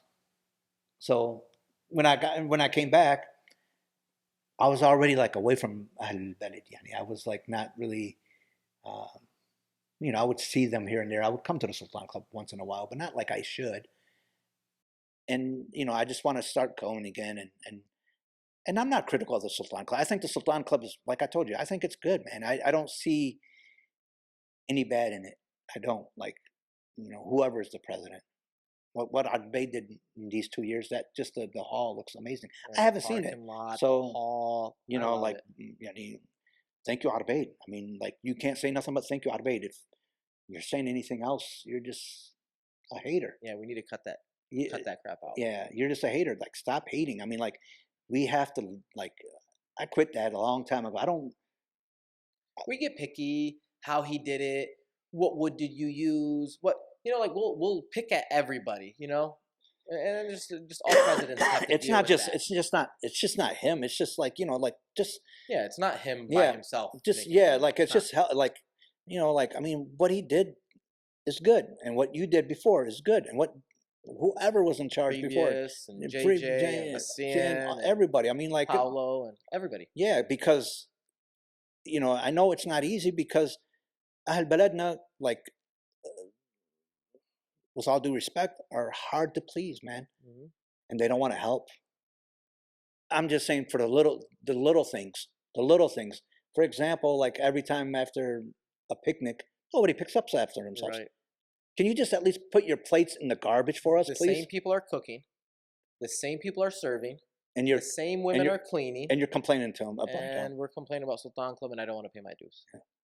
Or hamburgers again? Why can't we get some vegan and some healthy products? Hamburgers again? All right, have at it. There's a kitchen right there. Here. We'll supply everything. Just come over here and cook. Or come to a meeting and. What do you want? You want steaks? All right, we'll get you steaks. Come cook. Yeah, or donate because it's not cheap. It's not cheap, like, I mean. And cooking steaks all day. And we're not here for the food. Exactly. We're not here for the food. Like, you know what I mean? I tell people all the time, are you here for the food, man? I mean, if you're here for the food, you're in the wrong place. Who told you this is 5-star gourmet? I mean, who? What? Well, look, me and my wife. Are you that gullible? With the kids, we go to Chick-fil-A, we eat, slide, do all that, and then we go to Sultan Club. Like, we still eat and we still have a blast, but just in case you didn't like that food, eat. Enjoy yourself before you get there. Whoever told you you're coming, like, this is 5-star. Who said Bobby Flay is going to be on the grill? I don't. What? You know what I mean? Like, what? We need to have a little bit more respect for each other. Yeah, man. I don't get it. Like, and then just clean up after yourself, man. That's a part of our culture. We're just bad, man. Like my kids, they're 22 and 18 years old right now, and I don't know, like, نحن Islam, right? نحن Islam, and we're supposed to be lessons. You look at a 22-year-old American kid, he's got his shit together. His car is clean as a whistle. Spotless. His room is spotless. His clothes is like, he looks like a zoot suiter. He's got creases in his pants and shit like that. Like, I'm like, what? Like, my kids is like, take their clothes off, throw it on the chair. Yeah, like everything. Yeah, like everything. It's like, how come, like, they show responsibility, but on us we don't have that. Like, I don't get it. I don't understand. It's parenting. It's our culture. It's what we accept things. Yeah, we just, like, I'm sure your mom babied you like my mom babied me. Babied. You know what I mean? But she was a super clean freak, which made me a super clean freak. Really? Oh. God. After you left, or do you even? I've always been that way. Really? She put it in me. Car, everything spotless. I'm always washing it. Now, good for you, man. Good for you. Now my other siblings, they're not dirt balls, but they're not as, like, I guess OCD as me. Yeah. And then you bring on other people, like, I lived with Adam before he got married. You'd had a little bachelor pad, dishes up to the sink, things everywhere. And who would come? Me and Suna would come. We would come and sweep it up, clean it up. Like you said, I want to sit down, bro. I want to throw some cups in the dish. Couldn't even do that. That should have been a learning experience for you. Oh man, I still did the dishes. For a spouse. What I'm saying is, because you don't know that person. You don't know that person until you marry them, or you do business with them. Hey, dude, if there's money involved, different world. Or when you live with that person, because, like, Adam, you live with Adam. You didn't know Adam until. Oh, I wouldn't want to live with him again. You know what I mean? Like, damn, you're a dirtball. I wouldn't want to live with you, Adam, ever again. You're lucky he did a podcast with you. He's really interesting. But, like, things like that, and it's just like things can change. I believe people can change. Of course. Right? But only to a certain point. Yeah. Like, you are always going to be Ahmed to a certain extent. Yeah. Now, what changes, I think, is your belief. And what you believe in can change the outside part. Right. But, like, there's still a lot about me that I am not who people think I am. Like, you guys don't know who I am. Yeah. Like you said, everybody should be calling me Ahmed, not Eddie. Yeah. You don't know me as Eddie. Yeah. My white friends, my other friends, my high school friends know me as Eddie. Yeah. If you knew Eddie, then you shouldn't know me. Yeah. You knew Eddie. Yeah, exactly. Same thing with me. It's like, you guys don't know. My dad hid so much from people. But it wasn't as... my parents, too. I mean, I remember... Dark. Bro, I remember... Because I told you, our house was full of people playing cards all the time. Old-timers. they're sitting, you know, بيلعبوا قاعدين ورق. على الأرض عم يلعبوا ورق. I'll have long nights. I'll just have long ass nights. I'm coming home at 3 in the morning. Yep. Where the hell was I at? I wasn't, you know, I wasn't. Not at the mosque. I wasn't having Daras Dane anywhere. Yeah. I was what I was. Yeah. How am I going to go in that house with full of men playing cards? In how? Like I, you know, like in the stage, like at that certain time, like I'm like, Oh, my dad would yell at me, dude. I would come in the house. I remember they would be playing cards, and I'll tell them, no need to get up, no need to get up, keep your ass down, bro. And I'm going straight to the room. My mom would know right away. My mom would like, show, basat lady. You know what I mean? But she had to say something. Yeah, she had to say something. She had to say something. And like, you know, like, do I regret it? To be honest with you, I really don't. In a sense, it made me who I am today. Sure. You know what I mean? It made me a better person. I agree. You know, and a better Muslim. I think that Because too. I overcame things that some guys wouldn't have overcame. Yeah, I that's know. how I look at it. Yeah, they wouldn't have. If you put me and him together in the same room, Yeah. so we go to the club, I would know how to hold myself. Yeah. That guy that's never seen it before, he can let go. Yeah. He's gonna be like, this is amazing. Yeah. Well, yeah, I know what it was when I was 16. Yeah. I don't. Yeah, I don't. It's over. It's over. Yeah. I'm not missing out on nothing. I don't miss it at all. Yeah. Don't miss So yeah, that was tough, man. I would, you know, these guys are playing cards, and I'm like, man. And they like, you know, some guys are not playing cards; they're sitting on the it. couch. And they know what's going on if you're walking in at 3 in the morning. I think so, but I gotta. know so. Them guys are not that much far off of you. But at the same time, when you come to find out, they went through the stages They did. that I did. I would hear stories about them. I'm like, you guys were worse than me. Yeah, exactly. Worse than me. And I'm over here feeling guilty and like they're giggling and haha. and I feel ashamed. I feel like it was like the walk of shame through the house. And I'm like, So I was talking to Hassan. I was talking to my dad too. He told me his dad was proud when they owned a bar. Like that's what they wanted, right? It wasn't let's own a Fortune 500 company and let's own something halal or haram. It was the bar made money. Bar was success. Bar was power. well, back in the day, that's all a lot of our people. That's what they did. They opened bars and eventually they opened carryouts. Yeah, but now Today, my turn. How do you take over your dad's business? How do I take over my dad's business at 21? And I was in it. Yeah, but you know what? I was running it. You know how they look at it? They look at it as, in today's times, we don't need that kind of business anymore. Of course we don't. I don't think it was awful. Yeah, we don't need that. Any of my kids to go through what I went through. Exactly. I mean, I had opportunities to get in the bar business, and I just don't want it. Yeah, but when your dad owns the bar, it's different. He brings you to the bar after school, and I'm sweeping the parking lot, and I'm filling up bottles, and I'm filling up ice, and I'm making sure everything's straight. Like it was the one on Detroit Avenue, right? On Detroit Avenue. I'm like, you guys don't. Nobody knows this. Yeah. My mom was too embarrassed to go. She would give me a bag of Crown Royal full of ones, you know, go give it to my dad. I'm like 9, 10, 8 years old, walking in the bar. Not a regular bar, you know? And it's tough. How do you grow up like that, you know? Yeah, it's tough, man. It's tough. And then, you know, and then you get exposed to things that... And they expect me to be this person. They say, hey, you know what? Come sit with us. And I come and hang out with these people, and they're not fun. No. They're not entertaining. But you gotta do that. You gotta be a politician. Yeah, I gotta try to be political and Sultani. Try to be Muslim. And that's why I never believed in God. It was because, alhamdulillah, now you're back. You're back. I'm back because I chose to be back. What made you ask me? What made you to come back? What made question? I came back. I was 22. I think it was 2010, and I got in a car accident. I saved up a bunch of money. And, you know, I'm on top of the world. I can have anything I want. Anything. Any car, any girl, anywhere I wanted to go, I can go. The next day we had money, living it. And I was like, you know what? I didn't want to run my dad's bar. You didn't want to run it? I didn't want to run it. I turned 21. I said, you know what? I changed my mind. At 21, I was taking it over. I changed my mind. Started to see I'm slipping. Yeah. Quit drinking. Quit drugs, quit going out, quit all that stuff. Done. Zero. just so sick of myself, so fed up. And at 22, 23, I saved up a bunch of money, went to Lebanon. I'm going to open up a matam. LIU, I signed a lease. I'm Binzal Abeirut to go get restaurant equipment.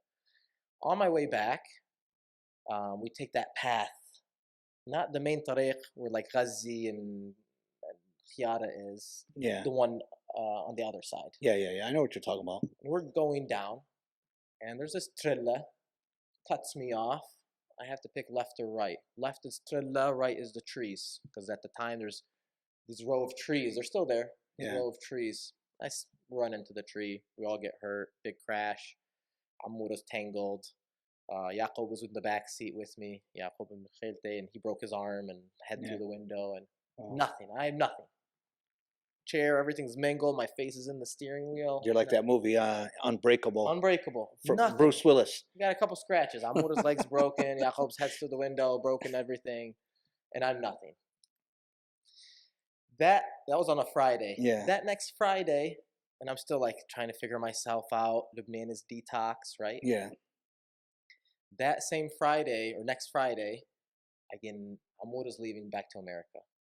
We forget his passport. We had to drive back. We were Wasalna Ashtura. I had to come back, get his passport, come back. I'm rushing. You didn't get to Beirut without a passport. I know. Yeah. And I'm still driving fast.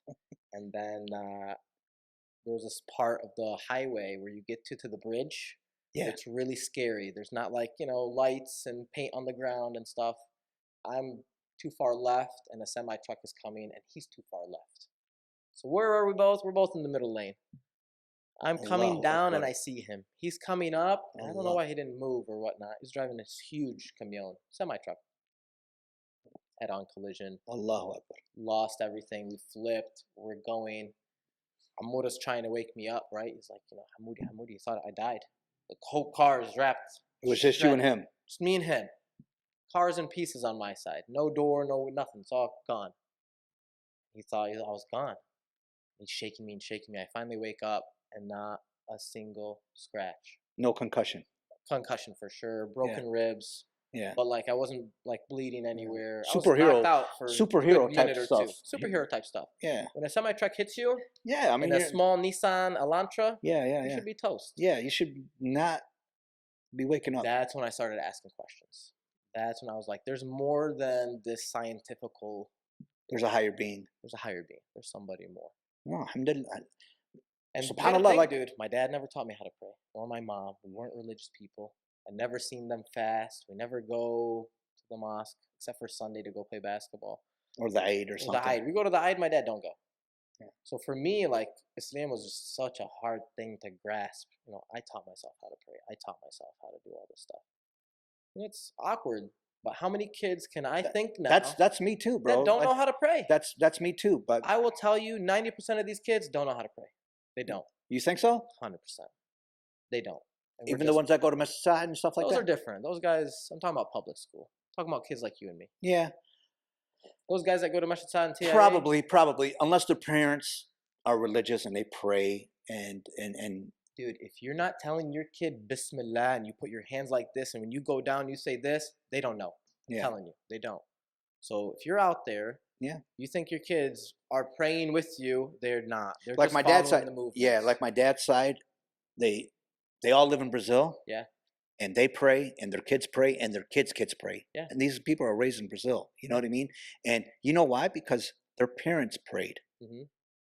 And now I'm praying in front of my kids. Yeah, and I make sure I don't pray in my room. I pray in front of them. Like, so they see me. I remember, like in Ramadan, I would be at Slimane ibn Amtes in Brazil for iftar. But before iftar, we would pray. We'd niftar al tamar, al ajbi or whatever, and it'd be like 20 of us, 30 of us praying, and then we go eat. You know what I mean? I've never seen it here. I've never seen it at a home here. I have. We do it now, but like that was like the first time. I'm just like, right. Yeah, you're good 16 years ahead of me, 17 years ahead of me. Yeah, right. You know what I mean? Like now I do. Like, for example, Sultan Club. 20 years ago, we didn't have an iftar. But it's not about the iftar. You go to the Sultan Club now, today, which is beautiful to see. if it's a Sunday picnic, a normal Sunday picnic, وصارت صلاة العصر, Yeah, all the men are inside and the women, I like it. There's a big group of us. and they're in line. In the 80s, we didn't see that. No, I didn't see that in the 80s. I didn't see it in the 90s. I didn't see it in the 2000s. They weren't that religious either back in the day. No, they weren't. And so I'm trying to figure out one day how we even got there. But you know what's funny? Even though people were less religious back then, they were more kind. They had better hearts. I hate to say it. No disrespect to anybody out there. I'm not trying to just, this podcast is to or downgrade Islam or say that. Yeah, but like people were good to each other back then. There was genuine love. You know what I mean? I remember my mom and dad would be home. Bu Khalil and Khalil Smidi would, Allah yarhamun, they'd come over for a visit. Ibrahim al-Hajj and his wife would come over for a visit. Khalil and Bu Khalil al-Jarosh would come over for a visit. They're Khalil al-Jarosh and Omar al-Jarosh and Yusuf al-Jarosh's mom and dad. I don't know if you know who Mo Jarosh? Yeah. It would be his grandparents. They used to come over. Like your dad. I remember your dad coming over. I remember Ahmed Hassan used to come over. Just Shabib, like Omar Smidi. I remember Omar Smidi. Yeah. Bu Anwar. If you see this one, Bu Anwar. He's in Florida now. He's doing good. We miss you. Come back. Wallah, we do miss you. So it's I see this and it's like, people, was there less religion back then? Yes. But there was genuine love. People used to go in each other's home. You don't see that as much anymore. Yeah. You don't. So there's a given, there's a plus and a negative to here. Okay, we ran out of battery. Yeah. But so you were I wanted you to give a message to your kids and that, just like, your mom and your dad, we're hard on you guys because we want what's best for them. You know what I mean? And the Sultan Club is a good thing. And I would love for them to start coming again.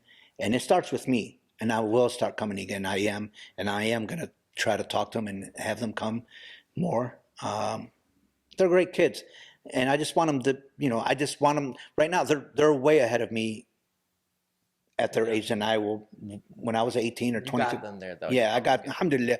But you don't have a blue book to be a parent. You really don't. So they have to know that while they're learning, while they're getting raised, their parents are also getting raised to be as parents too. We don't realize that. So you know what I mean? Now I realize my dad was probably that same guy at 20. Yeah. Right? And I looked at my dad is that he's this mature guy that knows everything. Right. And in reality, like you're saying, he's still learning to be his enemy. He's still learning to grow up and he's still making mistakes and he still has other dreams he wants. Exactly. We think it's all over for you guys by then as somebody growing up. So your kids are looking at you like, Dad, you got it figured out, but you don't. No. And you never will. Yeah. You never will. You'll probably die never figuring it out. Like that's just how life is. And that's about it. I just, that's it. And then just the young generation, just, keep Allah near you, keep Allah close to you. If it doesn't take long to get up for Dhuhr, if it's time for Dhuhr, just get up and pray. Just do it. That Dhuhr prayer might get you out of your depressed state momentarily. Maybe it might, because it changes your schedule. It does, right? Pushes you. Yeah, like Adam. Like when I saw him on his podcast, he's come a long way. And dude, to tell him for him to schedule his work day and around prayer, that's impressive. I know. I don't even think that way. I don't think that way. I don't like my appointments at 2:00. At 1:30, I can get my prayer in. Then at 2:00, at 1:00, I'm going to have lunch. 1:30, I'm going to pray. 2:00, I'm going to have my meeting. Yeah. Who does that? Adam does, but well, we need to take that. We need to take that. And we need to put that in our lives. Yeah, and and you're gonna make mistakes, but don't let those mistakes eat you up. Don't let them linger. You have to move on. You have to keep pushing. You can go back if you hurt people. You can go back if you see them again. Apologize for hurting them. If they accept it, fine. But if you genuinely where it was a heartfelt apology and you did your part, you got to move on and. So you still feel like you got some work to do? Yeah. Hopefully. I mean, I know I hurt a lot of people. I did. Mentally and emotionally. And inshallah, I try to apologize as much as I can now. I do. Some people don't want to take an apology though. You do your part. It becomes difficult, but I think. Well, I know. I've said about I've done this before where I apologize to a person and there's like F you. Yeah. I don't need your apology. Yeah. We're good the way we are. I'm like, okay, my bad, bruh. You know what I mean? I've had those. I've had those. So it's on them. Then we got to think and realize that it's on them. That they're just not happy. Yeah, right? and they're mentally going through something that you cannot khalas. So you did your part. And hopefully, whatever is bothering them, they get it fixed. Yeah. You know what I mean? That's all you can do. But that's about it, man. Well, I'm glad you came on the pod. I hope you guys liked it. I mean, just one thing. I didn't want to. We said anything, we weren't trying to. Me personally, I wasn't trying to offend anyone. I wasn't trying to disappoint anyone. I'm just trying to keep it real. I'm like they said, like today's generation. I'm trying to keep it 100. That's what they say. So, but I'm just trying to keep it real. I wasn't trying to, and that's why I wanted to get on this podcast. And it was therapeutic, and I loved it. And I think if you guys got a good story, this is a good, bring it out. I think so too. You know what I mean? We should push and we should. And I don't mean, like I said, I didn't mean to disappoint. I didn't mean to offend anyone because I know some people are going to be like, why are they talking about this? Yeah. Because it should be talked about. We lost kids from drug abuse. 100%. We lost kids from mental health issues. We lost kids. They weren't They weren't comfortable with their sexuality. They were living. So I don't know if you know this. Yeah. I just got this approved by the committee. We are having May 13th is the date, a mental health program at Sultan Club. We're going to call it Good Food and Conversation. I'm hosting it. When is it? May 13th. May 13th. We're going to throw out a bunch of flyers for it. Okay. We're going to talk about drug addiction, suicide, things like that have been haunting the community. Yeah. And just be more open. And I want parents to go, and I want this young youth to go. Yeah. And just to let them know, like, hey, I'm one of you guys, and this is what I've experienced. Yeah. And I'm not scared to tell anybody my story. And then we're going to talk about, other people in the community that have other issues like addiction and see how they can get help. Because parents are missing stuff, kids are missing things, and I think because we're not communicating and talk about it, it's just like this one-off situation. Right. That's just what's his name. It could be your kid too. Yeah. You don't know.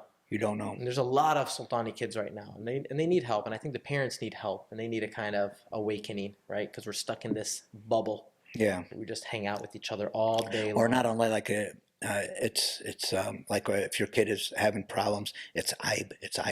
No, it's aib if you don't get them help. Yeah. It's aib if you don't get them help. And it's aib for a lot of these couples. And I'm not saying couples not getting help. And I'm not saying, go talk to everybody about your kid's drug addiction. That's not my point. My point is tackle the issue. He's not gonna know the warning signs beforehand. Yeah, exactly. And just know where, just everything. We should talk about it, and it needs to get talked about. We don't need to lose any more kids. 100%. We don't need to lose any more. So that's what we're going to do. We'll start promoting it. It's going to be very tough to talk about it and just get the acceptance it needs, but I'm going to push. So yeah. But it's already been approved? Already been approved. Good. I got the flyers out. We'll start promoting it, and I hope that the whole community shows up. I got all of ASU, LSA, all of the little committees in outside at UT coming to join. Good. Muslim, non-Muslim, doesn't matter. Just Arab in general. Yeah. Is kind of the idea, because they go through the same problems. Right. And I just think, why not just share it with everybody? Right. I'm not ashamed. So. Yeah. And that's what we're gonna do. Inshallah khair. Inshallah khair. So Arraz Saturday, I'm expecting to see you there. Is it this Saturday? This Saturday. To be honest with you, I'm invited. If I can make it, I'm invited to Ali, my nephews. The next Sunday is the last one then, or the next Saturday. I don't know if I'll make that one either because I'm invited to another one that Saturday too. Man, what about the Eid? The Eid, I'll be there. You'll be here. Inshallah. When is the Eid? Is it going to be on that day, or is it going to be fall? Are you guys going to try to do it on the weekend? I don't know. I don't know what the committee's thinking. Good question. We'll see something. I don't even know if they're going to do Eid. Or why? I think that actually, I heard the weather might be kind of. I heard that they wanted to do the Eid and the Salah and everything at Sultan Club. If I'm not mistaken. Rumor has it, but don't quote me. I don't know if that's a. I'm an outsider. I don't know if that's a good idea. I don't like the Muslim Sultan Club. I don't think it's a good idea. And then, there's people that go to, you go to the, who's going to be the imam? Who's going to be the Sultan should always show their power at every masjid. Yeah. We fill them all up. Yeah. Because we can't just all go to one. Yeah. Whichever one you go to, you're going to run into somebody from. Yeah. And I think we should all just meet back up afterwards. At the Sultan Club. Keep God in his own house, Yeah. The Sultanis in theirs. Yeah. And I mean, we can have that. My opinion doesn't actually matter because I'm not going to go to Sultan Club if you guys do that. Either way, I'm going to go to the masjid. So. Yeah, I'm probably not going to go to Sultan Club for the prayer if they do. I don't think it's a good idea, but that's up to them. That's up to them. If there's a group that wants to do it there and they're happy, bro, go ahead. You know what? Why do I complain? Yeah. Why do I even mention it? Yeah. Do it. Well, I mean, because you care. That's why. I care because of just my perspective, my point of view. I just Yeah. No, I got you. But we'll see what happens. Yeah. So I'm glad. I hope you guys enjoyed the talk. And if we can get some of the more younger guys like your age to speak up about issues or marriage advice or just community or whatever it is, like we need to hear these things. And then I'm going to also have some youth in the podcast talk about their success getting out of college and growing up. And hopefully in 20 years we get to record them and show the before and after. That'll be beautiful. It would be beautiful. It would, especially if they don't have kids and their kids see them. Exactly. That'd be cool. That'd be cool. Yeah. So I got like Rayan and I got a couple people, Rayan Jarosh. Okay. I'm going to interview his dad, Mohammed Fouad, here this week. Good. He's in Michigan still, right? He's in Michigan. Yeah. He's traveling. He's big boss, Yeah, he's a big guy. Big CEO, president of... Big man on campus. I don't know. We're not on that level yet. El Chapo. El Chapo. Guys, thanks for watching. I hope we didn't take too much of your time. And we also are making some more videos. Please like and subscribe. See you guys. Bye, guys. Fun. It was good. It was good.